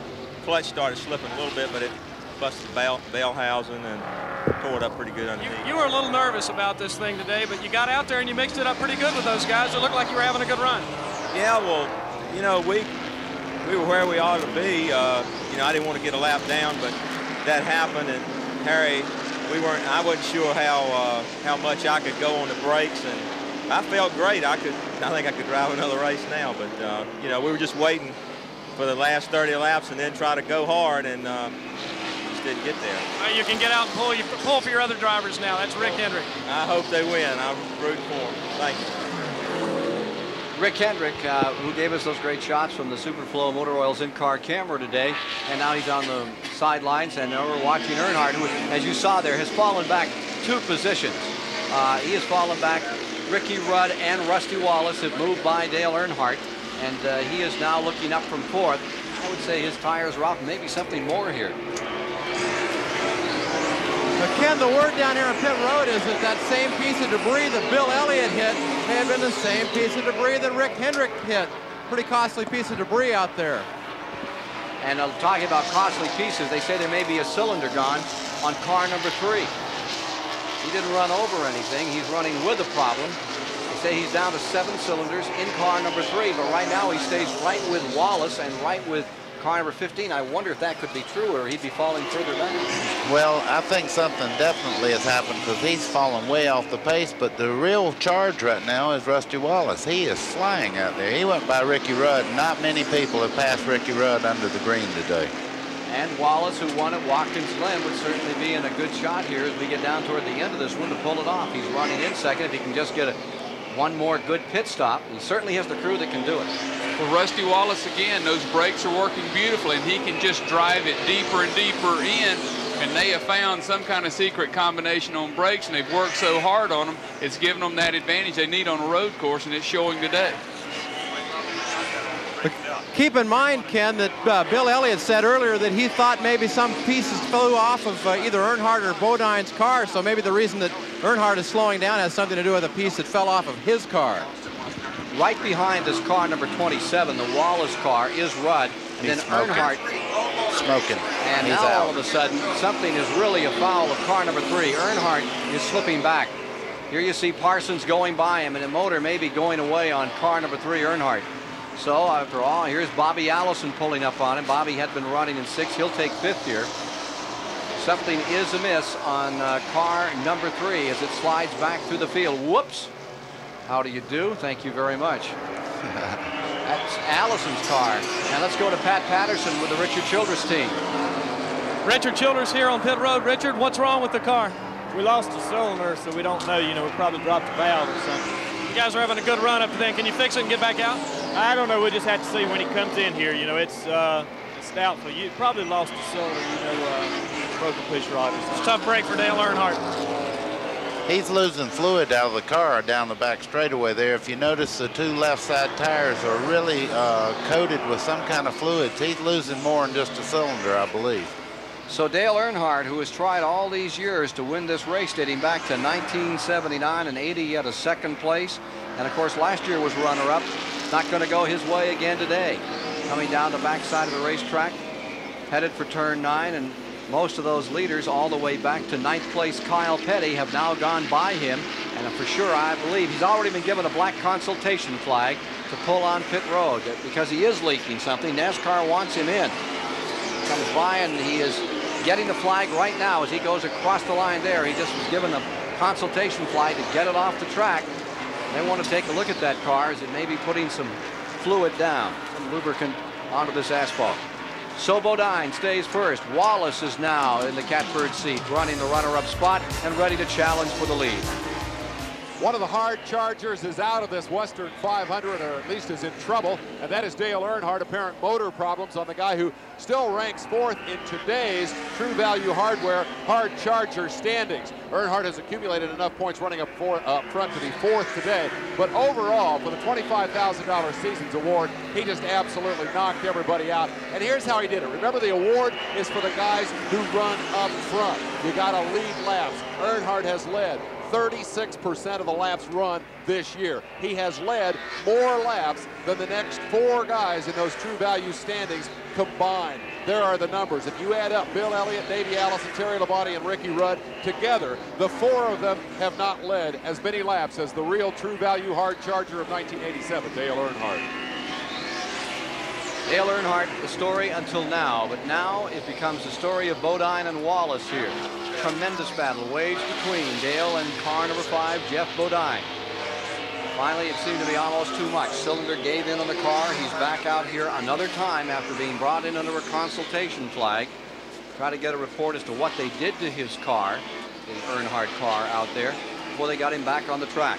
Some 86 laps are now complete. 32 laps to go in the event here this afternoon, live on the Superstation.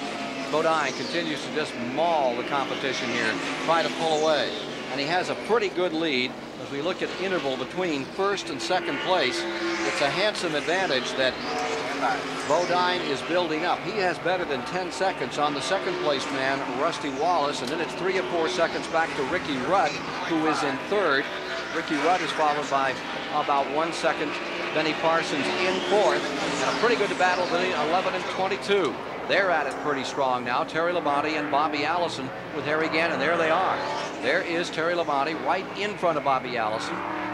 in the car number 11. He will pull up into the 5th position. Allison in 6th. And in that snarl of cars, directly behind the 22, should be the Harry Gant car. Harry's having a good day after having a miserable season. Well, Harry's had a tough year. They were excited here. He's always run well here. He's usually had some kind of transmission or rear end problem because he really punishes the car, but it's held together so far. And I tell you, Kyle Petty's having a real good run. That's a great race there. All those cars are just locked in together, and anything can happen here, and you can certainly pick up a bunch of spots because we don't know what's going to happen up front. Those 4 cars are all battling at the present time for the 5th position. Terry Labonte has moved into 5th. Bobby Allison has fallen to 6th. Harry Gant is in 7th. Kyle Petty is in 8th. And that's where we are right now with you in the event.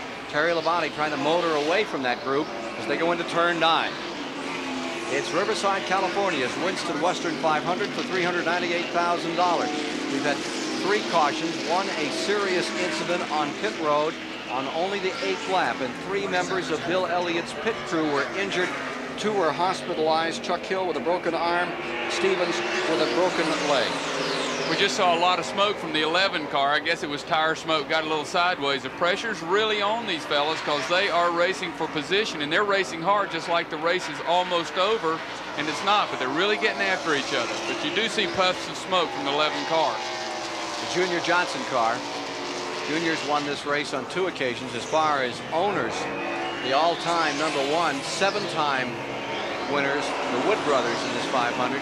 They won with Gurney in the early days. Of course, the last time, I believe the last time they tasted victory was with Pearson. He won it back-to-back a couple of times. Wood brothers have Kyle Petty now, and he is in 8th place. Again, these cars are all in the lead lap. Terry Labonte pulling away just a bit. And if there was any smoke, it doesn't seem to be hampering his endeavor at this point. There's the number 22 car. Bobby Allison in 6th. Harry Gant in 7th. Kyle Petty in 8th. Those 4 cars pretty tight together, and there is some smoke coming out of the back of number 11. Yeah, there was, no that was doubt rear end smoke that time. Definitely rear end smoke. And like we said earlier, it's transmissions and rear ends. You get hard on them, so he does have a problem. 2nd place man, Rusty Wallace, about 10 seconds back from the leader. Rusty, can you feel comfortable in your car at this racetrack? I can probably be more comfortable in this racetrack in this particular car than I can on most. This is the car that I won Watkins Glen race with, the one up in New York, and it handles very well, and the road course is one thing I've been waiting for all year long. We've got 1 win under our belt. We really need another one, and this is our golden opportunity to get it right out here at Riverside. There he is, and he's pulling right in behind the number 9 of Bill Elliott. You know, Elliott has had his trouble. He was in the pits for several laps. They made some repairs beneath the car, working on the header pipe to relieve some pressure there, got him back out. I'm sure the folks back in North Georgia, watching the Dahlonega, Dawsonville area, very concerned about those crew members that were run over down on pit road. They say it is non-life threatening, non-life endangering. That's the good news, but it was a serious situation, and a lot of folks back there very concerned throughout Georgia. The pride of Georgia is truly this Elliott racing team and this great Ford Thunderbird that has carried the last 2 races first place. The injured crew folks are at the Riverside Community Hospital, and they're saying right now they're all in stable condition. So better news, Buddy Baker, better news, Johnny Hayes. Hard start to this race, though, for a great racing team. Really was. Those boys are all good friends of mine personally, and we're staying at the same hotel, and as soon as this race is over, I'm going straight to that hospital. Here's car number 11 showing a lot of smoke. Terry Labonte just pouring out of the back. Remember, he has picked up the spot. He is running in 5th. And it looks like that rear end may be getting a bit warm on that car. What do you think, buddy? Well, I'm not sure what the smoke is. It may be a valve cover gasket, maybe a fitting to an oil pump, anything, but he's running quite well. Bobby Allison has just brought his car onto pit road, and here is the engine going away on car number 15, Ricky Rudd. Oh, that's unfortunate. Ricky Rudd's car, which had such a great day going for the driver who qualified 2nd and won this race in 1985, and as he comes up around turn 6 by those big grandstands there, it's all over for him. Looks like he may have put something down. Everybody's sashaying a little. In the pits for a long time, 24 seconds was Bobby Allison, and there's the 15 drawing off the track and coming to a halt. Yellow flag is out. Caution flag is out. There is fluid on the racetrack, unbuckling and ready to step out of car number 15, Ricky Rudd. With that caution out, this will give Wallace the chance he wants to get back up in here, and Parsons. So if they have anything to show, now is the time to show it. Jeff Bodine leading with Rusty Wallace in second. Ricky Rudd is now just another one of those DNFs, did not finishes, in the Winston Western 500. Under caution, fourth time of the afternoon here at Riverside, California. After Ricky Rudd's car blew an engine, here we are in the Xerox car of Alan Kulwicki, who stays up in the lead lap. He's been shown running as high as 8th recently. Now he's being shown in 12th. Back on the track, and there is Ricky Rudd out of his car. It's a tough moment for Ricky Rudd up in the turn 6 area of this Riverside International Raceway. A story we've covered every year we've come to Riverside is the demise of this track. And this year it's Dave Despain's turn to report on the death of a racetrack. How many years has it been now since Riverside Raceway was pronounced dead? It's life after death that brings us here today. Results from delays and a giant development that surrounds the racetrack and will move inside the gates next Wednesday. Dan Greenwood is the track president. It's going to be the beginning, the real beginning, when you see those big machines out there on the hill start moving dirt. So we know it's coming. 2 years ago, we thought last year was it, and there were enough delays that we could work around it. But we're going into our third and final last year at Riverside. It's just not quite sure yet when it's final. This track will be overrun by the town of Moreno Valley. You've probably never heard of it, but experts say in 10 years it will be one of the 100 largest cities in America. Explosive Southern California growth that has already swallowed Ontario Motor Speedway is about to bury an important piece of racing history. The one thing I've learned to love this place, this old, tired, wonderful racing facility. This racetrack, probably more than any other one in all the world, has had all the classic drivers of all the disciplines. I don't think you can name another racetrack in the world that has had the variety of drivers and driving styles and sanctioning bodies here. Next June at this crowded old racetrack, the International Race of Champions, drivers from many disciplines will come for a final race at the track where IROC was born. And the day after, these same Winston Cup cars race here, allegedly for the last time. But Dan, let's talk odds. Would you give us a betting line that there might be next November yet another last race at Riverside? Yeah, I can give you a great one. You can really, 50-50. Dan Greenwood, who's done a lot with this track, following the footsteps of Les Richter, who for many years was the man who maintained the motor racing presence. Winston Cup racing on the West Coast, the Ontario racetrack, coming and going as it did. Great sadness to see that go, and I'd be sorry to see this one go. I just hope there's a facility on the West Coast for great motorsports competition. And it's for certain that back here they had a Formula One, had a World Championship race at this track at one time. Can-Am raced here, Trans-Am raced here, Indy cars raced here, Winston Cup raced here. Harry Gant had pitted earlier and just came back in the pit, so he probably had an equalized tire or a tire going down, so he did have to come back. Getting set for a start. Let's pause for this message, and then we'll be back with more live coverage of the Winston Western 500 from Riverside, California. We're under caution, continuing for our fourth caution. 36 of 42 cars still running. Bob Richards is standing by and has another GM Goodwrench update for us this afternoon. Bob? Thanks, Ken. You know, the most prestigious off-road race in the world, the Baja 1000, was held yesterday. The overall victory went to legendary motorcycle racer Malcolm Smith. He teamed up with Bob Gordon in a two-seat buggy. Their winning time, just over 13 hours. Well, just up the road at Ascot Park in Gardiner last night, Brad Knopfsinger won the CRA event. Knopfsinger, who just failed to qualify for the Winston 500 here, virtually wrapped up that series championship with the win. The series comes to an end next weekend. Well, Dale Earnhardt's going to be sporting a new look next year. GM Goodwrench will sponsor the three-time NASCAR champ. He'll be going after title number 4 in this beautiful black Chevrolet. Well, speaking of new rides, sources tell us that Porsche has ordered a second March chassis for their Indy car. Insiders tell us that Porsche now has an excellent Indy car for about 3 years ago. Well, that's it for this GM Goodwrench update. Let's go back upstairs to Ken. All right, they're under caution. I think we got another lap before this one gets underway. You just saw number 3 in the background there, Dale Earnhardt's car headed back into the garage area. and it may be out. And if it is, it's only the second time this year that Earnhardt has failed to finish. In 1977, Cale Yarborough finished all 30 races, but the all-time record, Herman Beam. You remember Herman, buddy? Yes. He finished all 52 races in 1962, back when you were in your prime. Yeah, Herman was quite a finisher. He didn't run up front, but he was always in there, hard worker. He did all the work himself on the car. Just one historical footnote on that Earnhardt retirement. He had a shot at tying Richard Petty's record for single-season career wins. Earnhardt's won 11 Winston Cup races plus the Winston itself. He needed to win here and Atlanta to tie that record. So as he goes to the garage, Herman Bean's record stands. So does that of Richard Petty, who is still the only man ever to win 13 races in a single season in the modern era of a 30-race season.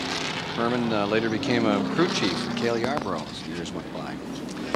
Under caution, with Bodine first, Wallace second, Bobby Allison maintaining third, Benny Parsons fourth, Terry Labonte fifth, Kyle Petty sixth, and it's Phil Parsons in seventh, and I believe we're one lap away from turning this field loose again. Darrell Waltrip is eighth, Kulwicki ninth, Joe Ruttman up to 10th, Richard Petty is 11th, Harry Gant is 12th, Dave Marcus 13th, Rick Wilson 14th, and those cars are all in the lead lap. The first car lap down is Chad Little, who is running in 15th position. Chad Little, the Winston West champion, they'll turn him loose on the backside this time around. Getting set for a restart, and you're with the, let's go to Jerry Garrett quickly. Okay, we're down here with Dale Earnhardt, and this is a rare occasion for you out of the race. What happened? Well, we broke a valve spring when I was racing with Bodine, and it started getting worse, then it dropped the valve, so you know, we just sort of was crippled, and they put water in it, and it put water in the oil and started oil pressure going way crazy. And, you know, we didn't want to run like that, and, you know, it's just one of them deals. At this point, you don't have to run like that, I guess. You got the title under your belt already. Yeah, that's good, you know. We're glad to have that on our belt. We sure do miss Neil Bonnet out here racing with us, though, and hopefully he won't get no deer before I get in Alabama, too, after Atlanta. We were remarking when you and Jeff were going at it there really close for a couple of laps that was great racing, that you guys were just giving a clinic in how to race good, tight, hard racing. Well, we was getting a good, putting a good show on. I thought, you know, Bodine's awful strong down that backstretch, and I couldn't run with him, but, you know, the car run with him up through the S's and was awful competitive there. But, you know, maybe we'll catch up next race out here, but, you know, we had a good time while I was there. Okay, thanks, Dale. So we're ready on a restart. Bodine first, Wallace second as they get ready for a go. There you see Benny Parsons pulling into the picture. In the third spot now, Bobby Allison dropping back to fourth as they line up on this start. Green flag is out, and as they break, let's see if Rusty Wallace in that green and white Pontiac has the legs to catch and contain Jeff Bodine, the leader. Or will Bodine just walk away? Here they all are gathered up, coming down beneath the bridge into turn number 9. Hard on the brakes, 3,500 pounds of car going whoa for a moment from top speed. As they come around this time against this blinding sun on this beautiful day in Southern California, Bodine has the advantage by 2 or 3 car lengths, and Wallace is there. We saw Rudd, who looked like he had a real shot at pulling this off. His hopes go up in smoke when the engine came apart. You know that Bodine has his fingers crossed. He has a good engine builder. And for sure, any one of those top 5 cars right now, top 8 cars, have great engine builders, men who can make cars live and sustain the terrible pace and the rigors they're put through on this tough 9-turn course. Here they are back to 6, shifting down, slowest corners on the track. There's part of this immense crowd gathered here, the Inland Empire part of California, as it's called. Here's Wallace closing another time, moves right up on the rear bumper. Coming into that fast straightaway, let's see if he'll be able to pull through. It's live here on the Superstation, and we're pleased to report we'll be back with 3 years of great racing coming up in the future, starting with the 24 Hours of Daytona, January 30th and 31st, 1988. Rusty Wallace is the challenger to Jeff Bodine. My question, Ken, is whether Rusty Wallace is in fact in a position to whip Jeff Bodine. I think that's the question mark car in the race right there. Wallace has been strong all day. He's been within 10, 12 seconds of the leader all day, but on no occasion this afternoon has he been able to get up there and run with Jeff Bodine. This is it. We're down to it. We've had that last yellow flag. They've all got the fuel and tires. The cars are as good as they're going to get. Wallace needs to get after Jeff Bodine right now. We saw him as they made that last run down the backstretch, get a little squirrely. coming out of turn 8. That cost him the momentum down the backstretch. We know how strong Bodine is in that area of the race car, but the key point here is whether Rusty Wallace, who's talked so much about his high hopes here today, can do the job. And the sleeper in the race, definitely Bobby Allison, who's won more races here than any other driver. Always tough. Number 22 is going to be ready to go after him. Add to your sleeper list Parsons, as far as I'm concerned. Bobby Allison back there in 4th. Benny's having a great day today in car number 35, but I think the question may, in some degree, be answered. And here's car number 21, Kyle Petty, figuring into things as he gets around car number 22. Kyle Petty has just pulled around Bobby Allison. Kyle's having an excellent run here this afternoon. In car number 21, you see him pulling up here. He's just moved around into the 4th position. Benny Parsons is 3rd. Rusty Wallace is in 2nd. And the answer to your question may be already given after this restart. Johnny Hayes, Buddy Baker, your comment. But Bodine has just bowled over the field again. He's leaped out in front, and he leads by about 300 feet after just a couple of laps. Bodine's car is extremely strong through 9 and a long straightaway on the back, but Kyle Petty's is really showing a lot of muscle now. And the Wood brothers have had more success here than anybody I know of. So we're inching toward a start with 98 laps complete, 119 the distance. Will it be Jeff Bodine's day, or will he end up like Ricky Rudd in a cloud of smoke? More in a moment. At Riverside International Raceway, topside start-finish line with Johnny Hayes and Buddy Baker. I'm Ken Squire, covering the pits. Pat Patterson, Jerry Garrett. At the STP Pit Center today, Dave Despain. And we're getting an update. I was just talking to Chip Williams from NASCAR, and there is a late report on Charlie Hill, one of the 3 members of the Bill Elliott crew, injured in an incident on pit road in the first caution of the day at lap 7 or 8. The latest report is that 35-year-old Steve Caldwell from Georgia, the Jackman, is in critical condition. Now, this is an update we have just been given. The first report from the hospital was indicating no one was in critical condition, and that is the latest word that has just been passed on by NASCAR. The other 2 people that were injured, they had said that was not life-endangering nor life-threatening. That was Butch Stevens, 36-year-old from Charlotte, North Carolina, the tire carrier, and Charlie Hill, 23 years old from Dawsonville, Georgia, a tire changer in the rear. Dan Elliott was also injured, but he was on his feet. They just took him in for a checkup, and Dan is okay. That is the latest report we have. If we have anything further to report, we'll pass it on to you. Richard Petty, as you see in your picture now, watching live here at Riverside, is in 7th position in car number 43. He is having an excellent day, but there's a guy that's trying to mess up his parade a little, and that is Darrell Waltrip right there in car number 17. Darrell has closed dramatically in the last 2 laps to pull to within maybe 10, 12 car lengths. Definitely is working him over. Phil Parsons, who was running in 7th place, number 55, slowed and went off the pace, and he's now coming down pit road. I don't know if he has a tire going down or if he has a problem. He's coming down pit road right now. So Phil Parsons, car number 55, which had been shown as high as in the 13th position, is on pit road. He had a tire going down. They looked to the right side first, and we're going to check. I'm sure it had a tire going down. He is lead car. Oh, we got another fellow doing a little agricultural racing here this afternoon. That's that car number 14 from the West Coast, being driven this afternoon by Harry Goulardi from Morgan Hill. He certainly had an opportunity to investigate this entire race facility. Ken, I'm noticing that the 27 car, Benny and Kyle Petty, are closing in on Bodine. I don't know whether he may have a tire getting a little slick or what, but they're definitely closing in. Well, let's check it right now. I have the opportunity. Here's Bodine in the 5 car, and the question is, how much is Wallace and Parsons gathering up by? And it looks like a ton. It looks like he's coming very, very quickly. Wallace is moving back in here. Up on that leader, number 5, Bodine, and he is closing. Definitely. We're in for a heck of a finish here today at Riverside, California, with Parsons in 3rd, and Kyle Petty is up to 4th. There's Kyle right there in 4th. This will be his best finish at Riverside. Yes, he's run strong all day. He's been there. This has not been an accident. He qualified well. He's run well, and he said the car felt good to him. Front 4 within a second and a half. Quick word from Pat Patterson. Barry Dodson's the crew chief on Rusty Wallace's car. Barry, is it you're running out of time, Part? Has he got enough to catch him?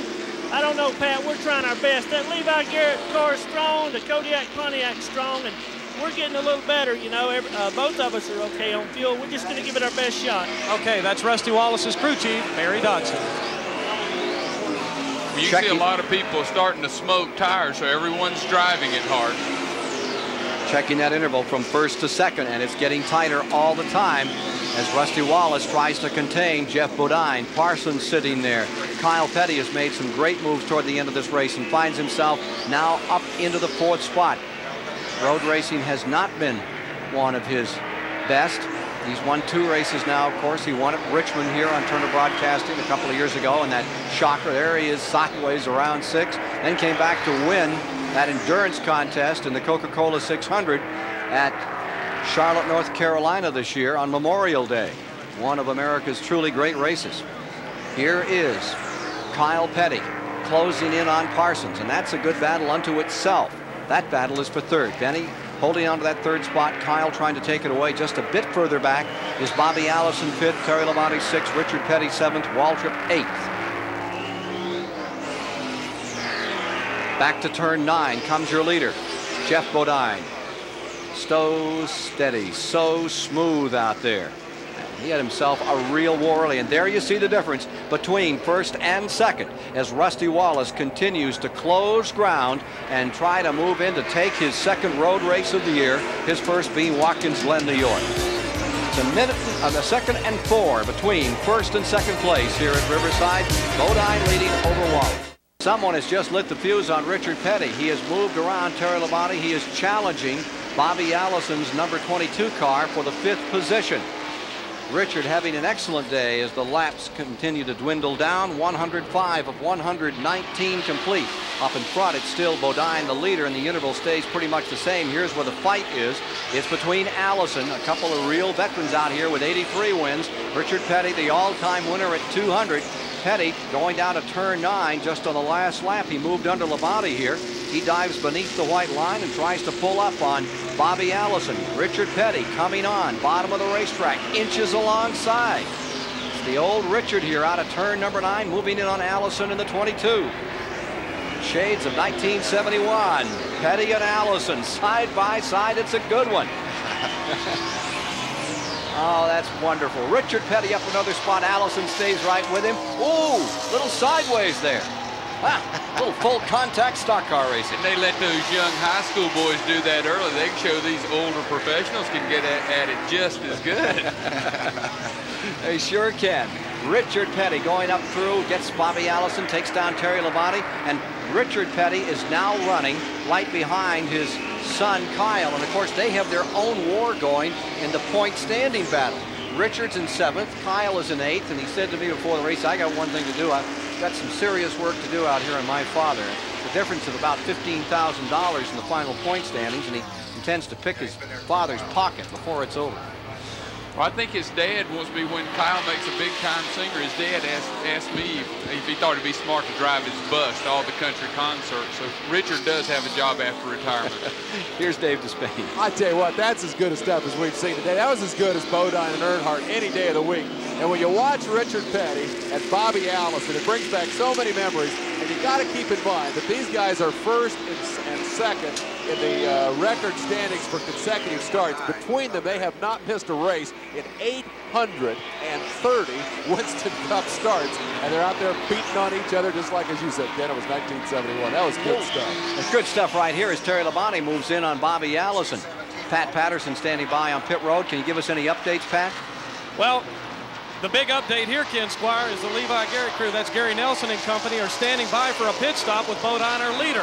We're waiting in his pit. The crew's got tires up on the wall. Crew chief Gary Nelson is standing by with the sign to slow Bodine down and bring him to his pit. So something is amiss here, and we'll try to get the story for you when he does pit. Well, some people said they could go all the way. This could, if you could go all the way, you're sure going to pick up a bunch of spots, and this would put him out of the running if, in fact, these other cars can go all the way, because they would probably take gas only.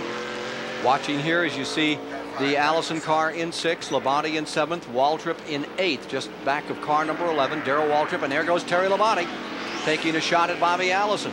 Pulls alongside. And will he make it? Here they are at turn number 9. It's tough to beat Allison on turn 9 of this racetrack. He drives this corner as well as anyone. Meanwhile, here is car number 5, your leader, Bodine. And the interval is about 1 1/10 of a second between first and second. Whoa, here he goes in the mud. He's in the mud.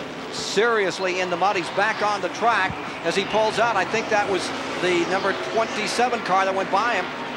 Wallace is pulled by. I thought it looked like he had a tire going down there. I think that's what's happened. I think he has a tire going down, and they were on the wall waiting for that and hoping he did not. Yeah, but he's going slowly. Right front. Richard Petty getting knocked around out there as he tries to go underneath and gets through on car number 5, Bodine. Look at that snarl of cars trying to move around Bodine. Oh, what a frustrating moment. Bobby Allison gets back around. Off the track goes Labonte as Waltrip gets through in turn 6. Now in all of that shuffle, there's Alan Kulwicki, and give a call to Kulwicki as he has had a great day. That little independent team comes snarling up into 8th position, and Kulwicki from the Xerox car is ready to challenge Terry Labonte for 7th spot. Again, March Air Force Base going in competition with Alan Kulwicki's camera there. Back straightaway, here's Alan Kulwicki closing in on Terry Labonte. That Ford is one of the smaller teams, that Xerox teams. Now watch again. Let's see if we can get another look at what happened right here to car number 5, Jeff Bodine. That sure was a tire beginning to say goodnight. It just pushed right over there. He could not turn it. His wheels are turned the other way. It would not go. Looked like a swamp buggy there for a moment. Back on the course comes Jeff Bodine. Thought he was enabled for. Now watch this as he slowed down. Richard Petty had no place to go, nails him in the door. Richard takes evasive action, comes around, gets himself righted, and then there was about 2 or 3 other small altercations at that point. Well, back with you live. Bodine's in the pits. Bodine coming into the pits here. Well, all that mud and water is still on that racetrack. Everybody has to remember that when they go through there, it could be a problem. Here's Pat Patterson.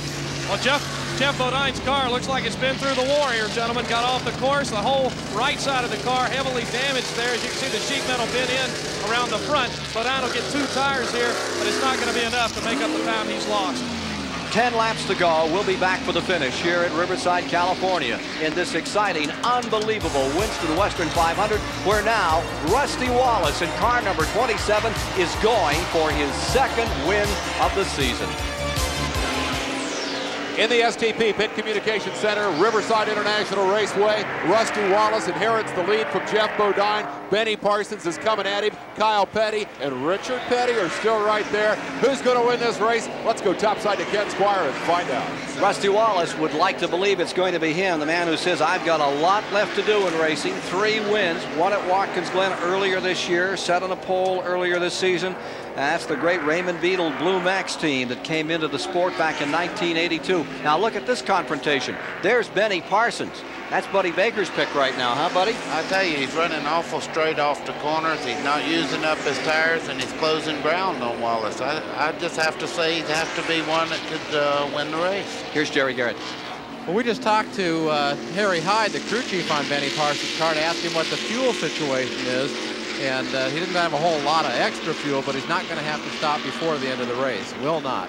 Jerry, can someone get a report on Kyle Petty's effort out here today? And on Raymond Beadle's number 27, the Barry Dotson crew. See where they stand as far as having to come in or not come in one more time. Well, Rusty Wallace went dead sideways off of 9, kicked smoke up, dirt up, and he is using those tires up. And you can see Benny is closing, and Benny's smooth as glass. Dave Despain. Well, let's go back and do a little arithmetic here. At the top of the show, Johnny Hayes talked about the experimentation they do to try to figure out how long these cars will run on a tank of fuel, and 30 is roughly the number. By our tally, the green flag came out with 28 laps to go. So for the guys who pitted early on that last yellow flag, it's going to be real close here. If Wallace can go the distance, he's in the driver's seat. Harry Hyde says that green 35 of old Benny Parsons is ready to go. Kyle Petty is certainly right there to challenge them. Indeed he is. Here we are down out of that turn 8 area with now 112 of 119 complete. They're working the 113th lap at this time. Pat Patterson, got a fuel report for us? Well, as you see, Ken Squire, these are 2 fuel cans of Rusty Wallace right now, and they sit idle in the pits. They're full, but the crew's not got them in their hands, so he's got enough fuel to make it. This is only Rusty Wallace's 4th race on this track. His best finish last year when he came home 8th. The other 2 years way back out of the top 20. Out in front, there he is pitching that car sideways, and there's not much left on the rubber side of that tire. Tires and tubes are doing fine, but the air is showing through, as Hank Williams used to say. Well, I think Rusty Wallace is a very aggressive driver. He's like a Dale Earnhardt. He attacks this course and he rolls the dice, and he's allowed to be in the dirt anywhere. Where Beanie's running good, smooth lines, but here comes Kyle right after him. We just contacted the Wood brothers to find out the fuel situation on Kyle Petty's car, and they congratulated Dave Despain on his arithmetic. Said that that's right, they got about a 2-lap cushion, so nobody needs fuel down here as far as we can tell. Interesting to know if Kyle Petty has more and just can't get around Parsons, could make a run here. He looks like he's got plenty of muscle. He pulls up, but he just can't quite contain Parsons, so he stays in 3rd. His father is considerably further back in 4th. Then in the 5th spot is Allison, 6th Labonte, 7th Waltrip, 8th Kulwicki, 9th Ruttman, 10th Dave Marcus, 11th Bodine, all running in that lead lap. Jim Robinson from the Winston West Series was the first West Coast driver. He's back there in 12th. There's Parsons fighting turn 9 with one of the Hendrick Racing Stable cars. And sideways everywhere around this place is Rusty Wallace trying to hold on to this lead. Down across the start-finish line and into turn 1. Another time goes Rusty Wallace. Builds up a little bit of an advantage here. I've noticed something about Benny's car now. He was getting through 9 great a while ago, but he started pushing pretty bad in the center of the corner. And Rusty's a little bit loose, but he's coming off faster. Well, there's 5 laps to go, so this is the time to show. It's not time to take it easy. So I know Benny's going 100%, and I think tires are critical. You chase, you heat them up, and but I tell you, the brakes have worked beautifully for Rusty Wallace. So all you people want to be road racers, go to work on your brakes. Rusty Wallace, what gives you the biggest problems, the biggest fits here at Riverside? The biggest fits at Riverside is definitely turn 9. It's the biggest turn on the racetrack, and it's where you've got to handle the best. But trying to pass up through the S's is awful rough. And then the transmissions, you really got to take care of them. But now we've got some new style transmissions that are much stronger and easier to work with. But all around Riverside, it's a flat racetrack, and the place is getting old and it's starting to lose some adhesion to the ground, and that's a lot of slipping and sliding goes on. And that's exactly what's happening here. Look at him saw away at that wheel as Rusty Wallace takes turn 9 just as fast as he absolutely dares, pushes it right out to the wall. And of course, on this racetrack, the driver is against the wall as they run clockwise here with 4 laps to go. Wallace in front, trying to draw a lead on another road racing victory. Leads by 1 4/10 seconds over Benny Parsons. And Kyle Petty could be in for his best finish ever on this racetrack in this event. He's never finished better than 13th here, and currently stays 3rd with his dad back in 4th, Bobby Allison 5th. There's Kyle. And here are those 2 challengers closing again on Rusty Wallace. How about it? Who's strong, who's weak here? Looks to me like Kyle may be the strongest if he could just get a shot on the 35. Well, I think Kyle runs him down through the S's, but it seems like Benny has enough motor to pull him. See, they're right together. When you check them down the backstretch, it seems like Benny can pull him a little bit. And you have a Pontiac out in front here. Pontiac leading, Chevrolet in 2nd, Ford in 3rd. Be a big day for the Pontiac folks if they pull this one off. Laps running down. We're inside the final 4 now at Riverside in the last Winston Western 500. There's your leader, Rusty Wallace, who has the advantage with Benny Parsons in 2nd, Kyle Petty in 3rd, the laps trickling away. Boy, the pressure really is on Wallace, but he's used to that. Came out of the ASA ranks, was champion there, champion in the United States Auto Club in stock cars, and he's raced for a long time. The man that originally Roger Penske said was the guy to watch was Rusty Wallace. Well, you can really see him saw that steering wheel. He really saws it. He sits up straight. There you see from inside of Alan Kulwicki's car, and here's Kulwicki, kid from Madison, Wisconsin, running in 8th position with that Xerox car. doing just a grand job, staying in the lead lap all day. You can't do what Kulwicki has done with the money he has in the number of crew members. He doesn't have but 2 or 3 guys. He runs the same old car. This is a car he's running here, the car that he totally destroyed early in the season. Alan Kulwicki gets one of the Hero of the Year awards because he's done more with what he has than anybody I've ever seen. There's Wallace trying to do everything possible what he has to hold on to this victory, and for the moment it's in his hands. We're under 3 laps to go. Parsons trying to close in here. And how about it, Jerry Garrett or Pat Patterson? Anything late in the pits, anything you're hearing on the radios for those 3 as trio up in front? Pat, anything new? No, Ken, the only thing down in the Dodson pit right now is they're just watching and waiting. There's no fuel cans up on the wall, so it's just a situation where they'll sit back and watch. Let's go up to Jerry Garrett for any thoughts he may have. Well, everybody's just like you and I are, Pat, that are just a spectator down here watching how this thing's going to come out. I think that the time that they could have any impact on the race is over with. Here's Wallace coming back by, and there are 2 laps remaining. His lead is about 1 second. Well, Rusty Wallace may be the road race king of Winston Cup racing. He proved himself at the Glen, and now he is going to make a double mark with a road race victory here at Riverside, really putting the stamp on his road racing ability if he can pull this one off. Back to 6 he comes, about a lap and a half remaining. Here's Kyle diving to the inside. Kyle trying to move underneath and not getting there. Whoa, baby.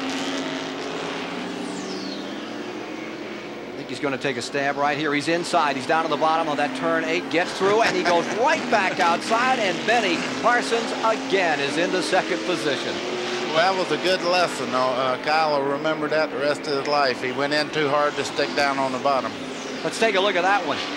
Here's Kyle on that negative camber corner. Remember, it slopes the wrong way. It's working against him here. Benny says, thank you very much. I'll take it back. That's called going for it, and this young boy went for it, tried to intimidate the old-timer, and there goes the old-timer. Is that experience? Well, what that did, that just won the race for Rusty Wallace. When those 2 guys had that little run in, that took all chances of Benny catching him, I think. So it's in the lap totally of Rusty Wallace now and his crew. White flag is out. Last lap is on for Wallace. Sideways in turn number 1. He's fun to watch. Oh yeah, he knows he has it won, so he's taking it real careful through here. You saw him go sideways, one wheel off the ground. Yep. Standing straight up, sawing it.